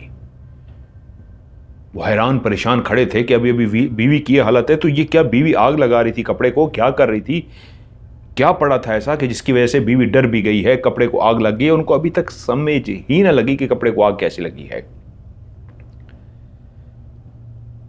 वहीं पे खड़े थे कि उनकी आंखों ने एक और खौफनाक मंजर देखा। वालदा जिस चारपाई पर लेटी थीं, वो चारपाई जमीन से आहिस्ता आहिस्ता ऊपर उठना शुरू हो गई और वाले साहब की आंखों के सामने ही तकरीबन वो जमीन से 1 फुट ऊपर उठ चुकी थी चारपाई। और वाले साहब हैरानों परेशान खड़े इस मंज़र को देख रहे थे कि चारपाई कैसे खुद ब खुद फ़ज़ा में उड़ रही है। और उसके बाद वाले साहब ने देखा चारपाई को जैसे कोई झूला देता है, बच्चे को किसी झूले में लिटाकर झूला दिया जाता है, चारपाई ऐसे आहिस्ता आहिस्ता झूले की तरह हिलना शुरू हो गई। वाले साहब एकदम से भागते हुए गए और चारपाई को जोर से पकड़ के नीचे जमीन की तरफ खींचा तो पाई धड़म से चारपाई ढस नीचे गिर गई। चारपाई जैसे ही नीचे गिरी तो वालदा एकदम से उठ के बैठ गई, जैसे कोई होश में आता है गिरने की वजह से, जैसे नींद से आंख खुल जाती हो। उनकी आंख खुल गई थी और एकदम से बोली, क्या हुआ है, क्या हुआ है, क्या हुआ है? वाले साहब समझ गए कि इनको कुछ याद नहीं है। कुछ नहीं, कुछ नहीं, तुम ऐसे लेट गई थी। हाँ, मैं क्यों लेट गई थी? मैं तो उधर कपड़े कर रही थी। वाले साहब अब समझ गए कि जो पहले उन्होंने किचन वाला वाकया बताया था, बेटी ने भी बताया, इसका मतलब है वाकयात वहम नहीं, अभी जो कुछ मैंने देखा है इसका मतलब है आग अभी खुद ब खुद लगी है। क्योंकि उन्होंने बीवी से पूछा, तुम उधर क्या कर रही थी कपड़े के साथ? उन्होंने कहा, मैं कपड़े कुछ निकालने जा रही थी, कपड़े बैठ के निकाल रही थी। तो फिर क्या हुआ था? फिर बताते हुए वालदा खौफजदा हो गई, लेकिन उन्होंने बताया कि ऐसे मैंने किसी साये को आते हुए देखा, जैसे पीछे कोई आ रहा है, मैंने देखा तो एक काला सा साया था, जितनी तेजी से आया उससे ज्यादा डबल तेजी से वो भागता हुआ बाहर गया है। उसके बाद मुझे कुछ याद नहीं है, मुझे आंखें खुली हैं तो मैं चारपाई पे लेटी हुई थी। वाले साहब समझ गए वो जो आग वाला मंजर था और ये कुछ भी हुआ, वो अच्छे खासे परेशान हो गए, लेकिन वालदा से उन्होंने इस बात का जिक्र ना किया। फैसला कर चुके थे कि अब ढूंढना पड़ेगा किसी अल्लाह वाले को, किसी नेक बंदे को। बस वो मस्जिद में ही जाके फजर की नमाज वाले साहब और दादा अबू मस्जिद में ही पढ़ते थे। बाकी कभी वो पढ़ लेते थे दुकान पे जब होते थे, कभी नहीं पढ़ते थे, लेकिन फजर की वो लोग पढ़ते थे। उन्होंने फैसला किया, कल मस्जिद जाऊंगा, किसी को ढूंढता हूं। फजर की नमाज पढ़ी, नमाज पढ़ के सलाम फेरा और तस्बीह करने बैठ गए। अभी तस्बीह ही कर रहे थे कि कोई शख्स पीछे आया, उसने कंधे पे हाथ रखा। वाले साहब ने ऊपर की तरफ देखा, वो खड़ा हुआ था, शख्स वो बैठे हुए थे, और वो शख्स बोला, तुम्हारे घर को उस मखलूक ने घेर रखा है, माल का नुकसान भी और जान का नुकसान भी, जो करना होगा जल्दी करना होगा, ये कहा। और साथ ही वाले साहब उठने लगे कि ये क्या कह रहा है, मैं इससे बात करूं। एकदम से हाथ के इशारे से बैठने का कहा और कहा, परेशान मत हो, मैं बताता हूं, हल हो जाएगा मसला, परेशान मत हो। और वो शख्स चलता हुआ नमाज के लिए खड़ा हो गया, थोड़ा सा आगे जाके। वालिद साहब ने देखा कि वो चलता हुआ गया है, सफ में नमाज पढ़ने के लिए खड़ा हो गया। वो बिल्कुल एक नौजवान शख्स तो नहीं कह सकते, तकरीबन कोई 45 साल की उम्र का था। उसकी दाढ़ी नहीं थी, हल्की हल्की मूछें थी, गोल सा चेहरा था, आंखें बड़ी अजीब सी थी उसकी। और जैसे वो नमाज पढ़ना शुरू हुआ तो वालिद साहब कि जल्दी से तस्बीह ख़त्म करूं, इसको 2-3 मिनट लग जाएंगे नमाज पढ़ते हुए, और मैं इनके पीछे जाकर बैठ जाता हूं ताकि इनसे पूछूं कि ये आपने कहा है कि मेरे घर को ऐसी मखलूक ने कब्जा कर लिया है, ये क्या बात आपने की है? वाले साहब ने तस्बीह ख़त्म की, वो कहते हैं मैक्सिमम कोई 30 सेकंड भी नहीं लगे होंगे, आधा मिनट भी नहीं लगा मुझे। और नमाज ख़त्म जो करता है, शुरू करता है नमाज, उसको 2-3 मिनट लगते हैं। 20-30 सेकंड लगे थे, ऑलमोस्ट मेरी तस्बीह ख़त्म हो गई थी। मैं अपनी जगह से उठा हूँ, उसके पीछे जैसे ही गया हूँ, देखता हूँ वो बंदा उस जगह पे नहीं है, उस जगह पे कोई और शख्स खड़ा नमाज पढ़ रहा है, जहाँ अभी कुछ देर पहले मैंने उसे नमाज पढ़ते हुए देखा था। मैंने इधर उधर देखा, पूरी मस्जिद में ढूंढा, लेकिन वो शख्स कहीं नहीं था। मैं परेशान हो गया कि वो कहाँ गया, मुझे तो उससे बात करनी थी। खैर शॉप पे चले गए। उन्होंने मार्केट के जो भी जानने वाले थे उनको जिम्मे लगा दिया, मोहल्ले में भी जिम्मे लगा दिया कि यार कोई अल्लाह वाला, कोई नेक बंदा हो तो उसके बारे में मालूमात दें, उससे काम है। उन्होंने लोग पूछते हैं जी क्या काम है, तो उन्होंने कहा बस जी काम है। रात हुई, इससे पहले के वाले साहब घर आते, मुझे आज बहुत जल्दी, सकीना कहती है, नींद आनी शुरू हो गई। कभी कभी ऐसा होता था मुझे अक्सर जल्दी नींद आती थी और मैं सो भी जाती थी। इन दिनों में मेरी ऐसी हालत हो रही थी नींद की कि मुझे एकदम से नींद आ जाती थी। मैं गई और अपने बिस्तर पर जाकर लेट गई। वालिदा ने बड़ी बहन से कहा, इसको जगाओ, खाना वगैरह तो खा ले। उसने मुझे जगाया, लेकिन मैं ऐसी गहरी नींद सो गई, जागी ही नहीं। उसने वालिदा से कहा कि वो सो गई है, अब जाग नहीं रही, सोने दें। रात का कौन सा पहर था कि मेरी आंख खुली है। जैसे ही मेरी आंख खुली तो मैं एकदम से चौंक पड़ी कि क्या हुआ है, रात के इस पहर मेरी आंख क्यों खुल गई है। मुझे ऐसा महसूस हुआ कि मेरे गाल के ऊपर कोई ऐसा हाथ जो बिल्कुल कॉटन की तरह, रोई की तरह एकदम से पहले फेरा गया, एकदम से ऐसे जो आग की तरह गर्म था, कॉटन की तरह, रोई की तरह बिल्कुल नर्म मुलायम था। और जैसे ही फेरा गया मैंने चौंक के इधर उधर देखा, कुछ भी नहीं। तो एक सेकंड भी नहीं गुजरा होगा कि मुझे अपनी गर्दन पे किसी की गरम गरम सांसों की आवाज भी सुनाई दी और सांसें यहां पे महसूस भी हुई। मैंने चौंक के अपने इधर उधर देखा, लेकिन कोई भी नहीं था। अब मैं डर गई। खिड़की की तरफ देखा, खिड़की में भी कोई नहीं। मैंने कहा, पता नहीं क्यों मुझे डर लग रहा है, मुझे ऐसा महसूस हो रहा है ऐसे जैसे कोई सांसें ले रहा हो, क्लियर मुझे आवाज भी आ रही है और तपिश महसूस हो रही है सांसों की। मैं ये समझी ये मेरी बहन की आवाज ना हो जो मेरे साथ लेटी हुई है, वो ना ऐसे सांसें ले रही हो। मैंने बहन की तरफ मुड़ के देखा, बहन तो बिल्कुल आराम से सो रही थी, उसकी कोई ऐसी सांसों की आवाज नहीं थी। तो उसी लम्हे मेरे कानों में एक सरगोशी सुनाई दी, सकीना सकीना। वो जैसे ही सरगोशी सुनाई दी, मेरे जिस्म ने, एक वजूद ने एक झटका सा लिया और उसी लम्हे मैंने क्या मंजर देखा कि कमरे के बिल्कुल सामने वाले कोने में एक काला स्याह शैडो है। उसका मुंह कोने की तरफ है और वो बिल्कुल कोने की तरफ मुंह करके खड़ा हुआ है, बिल्कुल इंसान की तरह, और हल्का हल्का हिल रहा है। पीछे वाला हिस्सा जो इंसान की बैक होती है वो ऐसे गोल गोल घुमा रहा है और ऊपर वाला हिस्सा ऐसे लेफ्ट राइट हिल रहा है। एक इंसान के लिए बड़ा मुश्किल है कि नीचे यानी टांगों वाले हिस्से को बैक तक, हिप तक ऐसे गोल गोल घुमाए और ऊपर वाले हिस्से को ऐसे लेफ्ट राइट करे। वो नीचे वाले हिस्से को गोल गोल घुमा रहा है और ऊपर यूं यूं हो रहा है। मैं कह रही हूं ये कौन है? उसका मुंह दूसरी तरफ है। मैंने जैसे ही ये मंजर देखा, उसी लम्हे मैंने उसे देखा।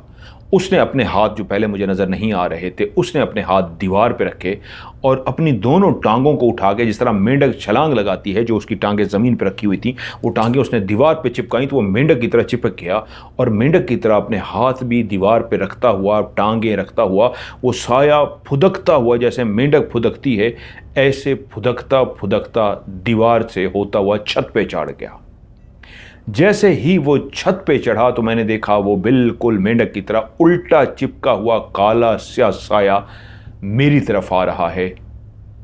और जैसे ही मैंने देखा वो तेजी से चिपकता हुआ, चलता हुआ मेरी तरफ आ रहा है, मैंने जोर जोर से चीखें मारनी शुरू कर दी। मेरी बहन जाग गई। क्या हुआ है, क्या हुआ है, क्या हुआ है? और मुझसे बोला ही नहीं जा रहा। मैंने इतनी जोर जोर से चीखें मारी कि घर के सारे लोग जाग गए। अम्मा, अब्बा, बहन, दादा, चाचू सारे जाग गए। मुझे बड़ी मुश्किलों से आके उन्होंने कवर किया, संभाला। खौफ से मेरी जान निकली हुई थी। जब मैं बोलने के काबिल हुई कि मेरे साथ हुआ क्या है, उनको बता सकूं, और जो मैंने उन्हें बताया तो वो सारे खौफजदा हो गए। वाले साहब तो अपनी आंखों से देख चुके थे, वो जानते थे कि वहम नहीं हो सकता। चाचू लोग कह रहे थे, दादू कह रहे थे कि शायद डर गई है, बच्ची है, ख्वाब देखा है, वहम है, फलां है। अब्बा चुप थे, शायद जान गए थे कि नहीं, वो अपनी आंखों से देख चुके थे चारपाई को हवा में उड़ते हुए, झूले की तरह झूलते हुए। वो रात बाहर सहन के अंदर रोशनी बंद थी। वाले साहब गए भाग के उस रोशनी को, 2-3 रोशनियां थी, एक तो जल रही थी, उनको भी जला दिया गया कि अंधेरे की वजह से भी खौफ आता है, इसका ज़रा खौफ कम हो। लेकिन वो ठान चुके थे सुबह होते ही अब वो किसी को ढूंढेंगे। कल का दिन वो छुट्टी करके चाहे कुछ भी हुआ किसी को ढूंढ के लाएंगे। अब मामला खराब हो रहा है। वाले साहब ने अगले दिन छुट्टी कर ली। उधर दादा दुकान पे गए। दादा जब दुकान पे पहुंचे तो फौरी तौर पे वाले साहब को बुलाया गया। वाले साहब दौड़ते हुए दुकान पर पहुंच गए। हम सब परेशान हुए कि वाले साहब को इस तरह परेशानी में इमरजेंसी में भागते हुए देखा था कि हम सब भी घबरा गए, क्या हुआ है। और हमें पता चला कि जब दादा अबू दुकान पे गए, दुकान को उन्होंने खोल कर देखा तो दुकान के अंदर आग लगकर बुझ चुकी थी। आधा सामान जल गया था और आधा सामान जलने से बच गया था। आग कैसे लगी थी कोई नहीं जानता था और हैरत की बात यह थी उस आग ने दुकान की छत को भी नहीं जलाया था, सिर्फ सामान को जलाया था। अगर कोई इंसान भी यह हरकत करता, सामान जिस जगह पे लकड़ी के बॉक्सेस के अंदर रखा हुआ था, अगर वो किसी सामान पे पेट्रोल, मिट्टी का तेल या कुछ भी छिड़क के आग लगाता तो वो आग सबसे पहले लकड़ी के बने हुए जितने फ्रेम थे उनको लग जाती, छत पे लग जाती। इधर उधर काफी सामान फैला हुआ था। दुकान के अंदर जितना कुछ भी था जलकर राख हो जाना चाहिए था, लेकिन वो आग इस अंदाज में थी कि सामान जला था। वो सामान जिन लकड़ी के बॉक्सेस के ऊपर रखा हुआ था वो लकड़ी के बॉक्सेस नहीं जले थे। लोग जमा होते गए, सारे सर पकड़ कर हैरान, ये कैसी आग है। जैसे किसी ने अलग अलग एक एक चीज को जलाया हो। वो चीज मिसाल के तौर पे एक शापर, एक बैग रखा हुआ है, उस बैग को, उसमें सामान है, आग लगा दी गई है। उस बैग के बाद जो आग लकड़ी को लगनी चाहिए वहां पे आग को बुझा दिया गया है। जैसे एक रैक बना दिया जाए लकड़ी का जिसके अंदर छोटे छोटे खाने होते हैं, तो खाने और लकड़ी बिल्कुल महफूज, उनके अंदर रखा हुआ सारा सामान जल गया। पूरी दुकान का सामान नहीं जला, आधी सामान का जला, आधी सामान बच गया। अब ये ऐसी खौफनाक सूरत हाल हो गई थी कि ये क्या हुआ है। लेकिन उससे अगले दिन, उसी रात, घर वाले सारे परेशानी की हालत में जाग रहे। वालिद साहब परेशान, दादा अबू परेशान, चाचू परेशान, सारे परेशान। बहन मेरी भी जागती रही लेकिन वो भी सो गई।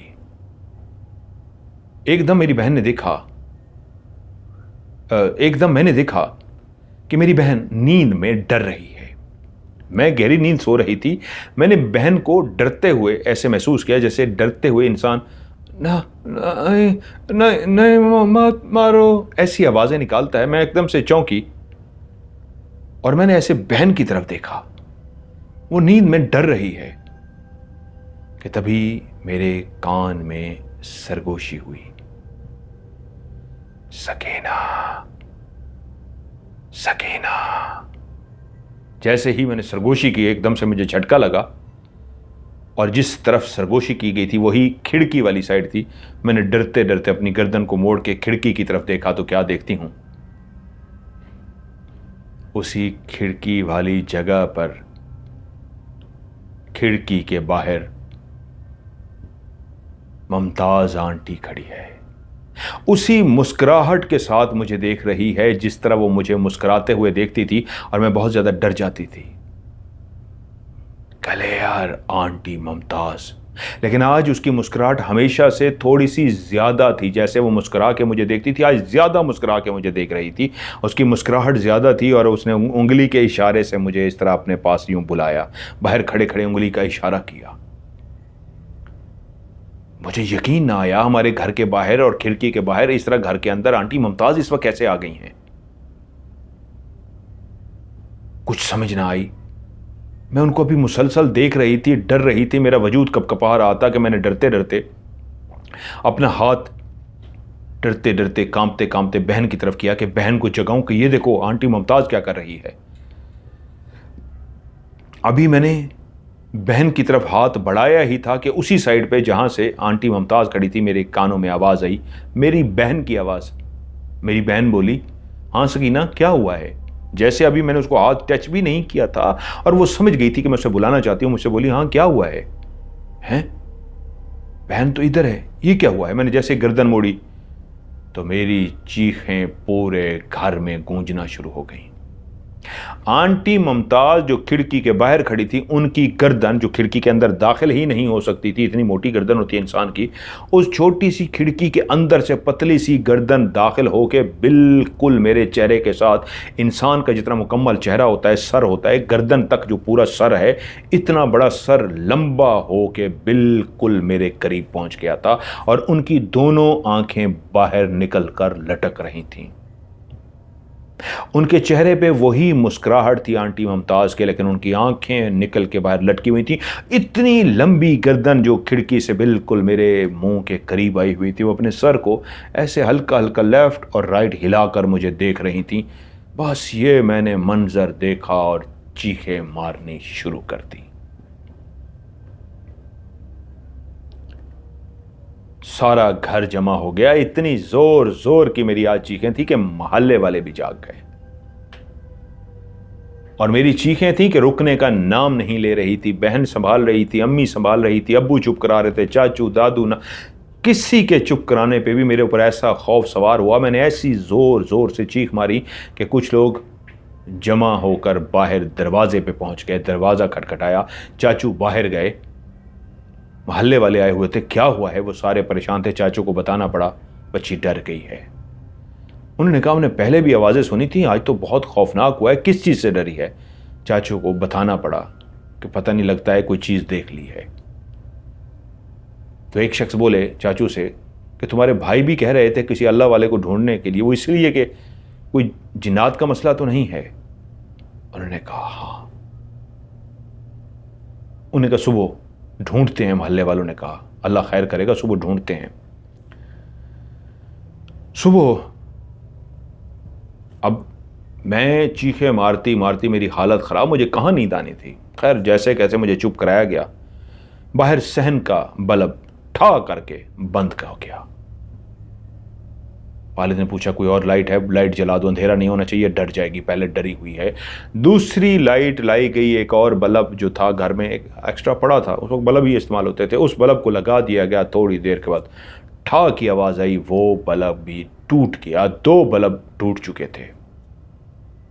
चाचू ने कहा रुकें, मेरे कमरे में एक इजाफी लगा हुआ है, वो बाद में मैं सुबह ले लूंगा, मैं उतार के ले आता हूं, उधर लगा देते हैं बाहर। बाहर ही तो मसला हो रहा था। चाचू बल्ब अपने कमरे से उतार कर ले आए। जैसे ही उन्होंने उस जगह पे, कोई सीढ़ी तो नहीं थी, वो स्टूल रख के उस बल्ब को लगाया। बल्ब को लगा के वो सीढ़ी स्टूल से उतरने ही लगे थे कि किसी ने बाकायदा उनको धक्का दिया। इतने जोर से उनको धक्का पड़ा कि वो ठा करके नीचे गिरे, उनकी टांग कड़क करके टूट गई। अब वो चीखें मार रहे हैं, घर वाले परेशान होकर भागे, देखते हैं वो गिर गए नीचे और उनकी टांग किसी ने तोड़ दिया और उनकी टांग पकड़ी हुई, हाय मेरी टांग, हाय मेरी टांग। अब घर में कयामत का सा मंजर हो गया। मेरी खौफ से बुरी हालत, अम्मी अब्बू सब ने मुझे उठा के अपने कमरे में ले गए, दादू एक कमरे में जमा हो गया। अब जो चाचू का भी ये मसला हो गया तो सारे परेशान, या खुदाया ये हो क्या रहा है। खैर अल्लाह अल्लाह करके सुबह हो गई। चाचू की टांग का था कि सुबह इनको लेके जाएंगे, अभी किस तरह लेके जाएं। उस वक्त तक ये नहीं पता था कि टांग टूट चुकी है, कि घुटने के बल गिरे हैं, चोट लगी, इसलिए सुबह उनको लेकर गए तो पता चला टांग टूट गई है। उनको अस्पताल दाखिल करा के आए। दादा अबू घर में थे, वाले सब घर में थे, कोई समझ नहीं आ रही थी। शदीद हम लोग उलझे हुए और परेशान थे कि दरवाजा नॉक हुआ। वाले साहब उठकर गए, दरवाजा खुला तो सामने वही शख्स खड़ा था जिसको वाले साहब ने मस्जिद में देखा था और गायब हो गया था। उसको देख के एकदम से वाले साहब परेशान हो गए और बोले आप उस दिन कहां चले गए थे? मैंने तो आपको देखा था, आप वहां पे नहीं थे। उस शख्स ने एकदम से कहा फौरी तौर पे इस घर को छोड़ दो। उसी लम्हे दादा अबू भी पीछे आकर खड़े हो गए। उन्होंने आते ही कहा सलाम दुआ की, जिस तरह बुजुर्ग करते हैं, सलाम दुआ की। उस शख्स ने दादा अबू को देखा, सर मतलब मुंह से नहीं, सर से सलाम का जवाब दिया और अपनी बात को जारी रखा। जितनी जल्दी हो सके इस घर को बेच दो, यहां कबीला आबाद है, जिन्नात का कबीला। तुम लोगों ने घर को लेते हुए सोचा भी नहीं कि घर लेना भी चाहिए, नहीं, इतने अरसे से बंद पड़ा है, तुम लोगों ने पूछा भी नहीं, सस्ता मिला और ले लिया। वो कबीला तो भी तुम्हें इतना शायद नुकसान ना पहुंचाता जो तुम अपने साथ लेकर आ गए हो अपने मोहल्ले से। एक तो पहले आबाद हैं और तुम लोग अपने साथ भी लेकर आ गए हो। अब तो माल के साथ साथ जान का भी नुकसान होगा। इस घर को बेच दो। वाले साहब एकदम से परेशान हो गए। जानते थे, पहले ही मोहल्ले में ये बात मशहूर हो गई थी कि ये घर जिन्नात वाला है, हॉन्टेड है, और जब घर मशहूर हो जाए जिन्नात वाला है, वो कहां बिकता है। वाले साहब एकदम से बोले, हम कैसे बेच दें, और वैसे भी इस घर को कौन लेगा। तो दादा अबू ने उनके कंधे पे हाथ रखा और ऐसे जरा झटका दिया जैसे कह रहे हो चुप कर जाओ। जब उन्होंने यूं किया तो उस शख्स ने देख लिया दादा अबू ने उनको बोलने से रोक दिया है। वाले साहब चुप हो गए। तो वो बोला, हाँ, जल्दी से इस घर को बेचने के लिए लगा दो, और जो भी इसको लेने के लिए आए वो जितना भी पैसे ले, चुप करके वो पैसे उनसे ले लेना, और ये घर उनको देकर जितनी जल्दी हो सकता है यहां से जाओ, चलता हूं। ये कहा और चला गया। वाले साहब परेशान अपने बाप की तरफ देखा और बाप ने कहा, सुबह ही, आज ही इस घर को बेचने के लिए कह दो। अब्बा, लेकिन कौन खरीदेगा। पहले ही ये बातें हो रही हैं, लोगों को जिम्मे लगाया था मैंने, मस्जिद में भी, उधर उधर भी, हमें रूहानी बंदा चाहिए। अब तो सबको पता लग गया है कि हमारी बच्ची डर रही है, घर में जिन्नात के मसले हो रहे हैं, हमारी दुकान भी जल चुकी है, ये भी लोगों को पता लग गया, उस पर भी बातें हो रही हैं। दादा अबू जहांदीदा बंदे थे, दुनिया देखी थी। बोले, मैं क्या कह रहा हूँ, बस फौरी तौर पे जितने का भी जाता है, जान अजीज है या तुम्हें माल की पड़ी है। ये तो माल है, दुनियावी माल, हमें जान के अजीज होनी चाहिए। वाले साहब ने फौरी तौर पे घर का कह दिया, और दादा अबू ने क्या हुक्म जारी किया, आज ही मकान को खाली करो, बिकेगा जब भी, आज ही हम इस मकान से जा रहे हैं। वाले साहब परेशान हुए, कहां जाएंगे। वो बोले, फिक्र मत करो। दादा अबू ने एक मकान का भी फौरी तौर पे रहने के लिए बंदोबस्त कर लिया अपने दोस्त को कह के। और ठीक 2 दिन बाद, तीसरा दिन अभी शुरू भी नहीं हुआ था, दूसरा दिन खत्म होने वाला था, एक शख्स वाले साहब के पास आया दुकान पर। आधी दुकान तो बच गई थी, उसको सेट करना था। कहा, सुना है आप मकान बेच रहे हैं। वाले साहब हर जगह पे जिम्मे लगा चुके थे। बोले, हाँ जी, मैंने जिम्मे लगाया, बोलिए। उसने कहा, मुझे खरीदना है। वाले साहब ने कहा, जी बिल्कुल खरीद लीजिए, आप देख लीजिए एक दफ़ा, मकान काफ़ी बड़ा है, ऐसा है, ऐसा है। वो बोला, हाँ ठीक है, मैं जानता हूँ उस मकान के बारे में, मुझे जल्दी शिफ्ट होना है, बीवी बच्चों को लेकर वहाँ जाना है, आप बताइए उसका कीमत क्या है। वाले साहब ने कीमत बता दी। उनको अंदाज़ा था मैं इतनी ज़्यादा बताता हूँ थोड़ी सी, ये कम करवाएगा, चलो मैं कम कर दूंगा, नुकसान में तो ना जाए। तो वाले साहब ने बढ़ा के बता दी। उसने कहा, ठीक है, मुझे सौदा मंजूर है, मुझे फौरी चाबी चाहिए। कब चाहिए, कैश आपको। उन्होंने कहा, जी जितनी जल्दी हो सके, घर वैसे भी हमारा खाली है, आप ले सकते हैं। फौरन लेन देन का मसला हुआ, पेमेंट हो गई, घर छोड़ दिया। वहीं पे दादा अबू जो समझदार थे, वो और वाले साहब दुकान पे बैठे थे। मार्केट बंद हो गई थी, खाली इनकी दुकान अभी खुली हुई थी कि वाले साहब ने दादा से पूछा, अब्बा मकान बिक भी गया, वो बंदा आया, ये क्या है, मैं कुछ समझ पाया भी हूं और कुछ समझा भी नहीं हूं। तो दादा बोले, बेटा वो इंसान नहीं था। उसी वक्त ये अभी जुमला कहा था, वो सामने से चलता हुआ नजर आया। दादा भी चुप कर गए। वो आया, आके सलाम किया और बोला, आप लोगों को पैसे मिल गए हैं, जितने आपने मांगे थे उतने मिल गए हैं, ये दुकान भी बेचिए और ये इलाका और ये जगह भी छोड़ दीजिए। मैं आपका खैर खा हूं, आप अच्छे लोग हैं। इस वक्त आपके पीछे जो पड़ चुकी है मखलूक, वो आपको, आपकी फैमिली को नुकसान दे देगी। बेहतर होगा आप लोगों के लिए इस इलाके को छोड़ के दूर कहीं चले जाइए, वापस मुड़ के भी मत देखिएगा। जिस मोहल्ले में आप पहले रहते रहे हैं, वहां की भी बुरी चीज़ें सारे आप और आपकी बेटी के साथ आ गई हैं। बस मैं आखिरी दफ़ा आप लोगों से मिलने आया हूं, बहुत दूर चले जाइए और मुड़ के अपना माजी ना देखिएगा। और चला गया। वाले साहब जब अधूरी बात को समझे थे, अभी दादा अबू ने इतना ही कहा था, वो इंसान नहीं था, और बाकी बात भी सुन ली। तो दादा बोले, अब समझ आई, वो जिन्नात में से ही है, नेक है, मस्जिद में देखा था ना नमाज पढ़ते हुए, नेक है। बेचो, इस दुकान को भी बिक जाएगी, लेने वाले ले लेंगे, हमें जाना है, हमें बच्चे अजीज़ हैं, हमें जानो माल अजीज़, माल की खैर होती है, जान अजीज़ है। हमने वो दुकान भी बेच दी और हम लोग इतनी दूर चले गए कि मुड़ के हमने आंटी मुमताज़ का क्या हुआ, फलां के ने क्या हुआ, कभी पूछा भी नहीं, हमें सख्ती से मना कर दिया गया था। रहते रहे बड़े हो गए, लेकिन ये बातें कहाँ हज़म होती हैं कि हमें बताया तक भी नहीं गया कि क्या हुआ था। आखिर जब वालिदैन से आप बेइंतहा पूछते हैं तो उन्होंने सारी कहानी बताई थी कि असल में ये हुआ था। इसलिए वो हमने इलाका, वो लोग, वो सब कुछ छोड़ दिए।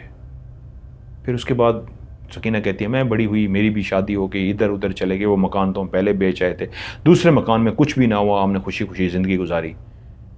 तो मेरी दादी किस्सा सुनाते हुए, अपनी ज़िंदगी की ये खौफनाक कहानी सुनाते हुए इस तरह खो जाती थी जैसे अभी अभी सब कुछ अपनी आंखों से देख रही हों, वो सारे मंजर अभी भी उनके आंखों के सामने हो रहे हैं। बताते बताते कुछ भूल भी जाती, बातें सारी याद थी। 2 महीने की बात है या 3 दिन की बात है या 4 दिन की, ये भूलती थी। बातें ऐसी याद थी जैसे अभी आंखों के सामने हों, सब मंजर अभी अभी उनकी आंखों के सामने चल रहे हों, ऐसी हालत थी उनकी। और जब मैंने अपनी दादी से सुनी थी उस वक्त ये कहानी, तो मैं खुद सुनते हुए ऐसा लग रहा था जैसे सारे मंजर मेरी आंखों के सामने हो रहे हों। दादी ने सुनाया ना हो, मैंने अपनी आंखों से देख लिया हो। और यकीन मानिए मज़हर साहब, आपकी कहानी सुनते हुए लगता है आप तो मेरी दादी से भी 1000 गुना अच्छी कहानी सुनाते हैं। बिल्कुल ऐसा नक्शा खींचते हैं जैसे हम वहाँ पे मौजूद हों। और आप जब इस कहानी को, सच्ची कहानी को सुनाएंगे तो मेरी तरह फिर से कई लोग जब इसको पहली दफ़ा सुनेंगे तो वो भी, उनकी आंखों के सामने ऐसी कहानी चल रही होगी जैसे ये पूरा नक्शा वो अपनी आंखों से फिल्म की तरह देख रही हों। तो मैं आप लोगों से एंड में पूछता हूं, आपने ये कहानी सुनी, क्या वाकई आपको ऐसा लगा कि ये सब कुछ आपकी आंखों के सामने हो रहा था? एंड में जिस तरह आपसे रिक्वेस्ट करता हूं, वीडियो को लाइक भी कर दिया करें और दोस्तों के साथ इसको शेयर भी ज़रूर किया करें।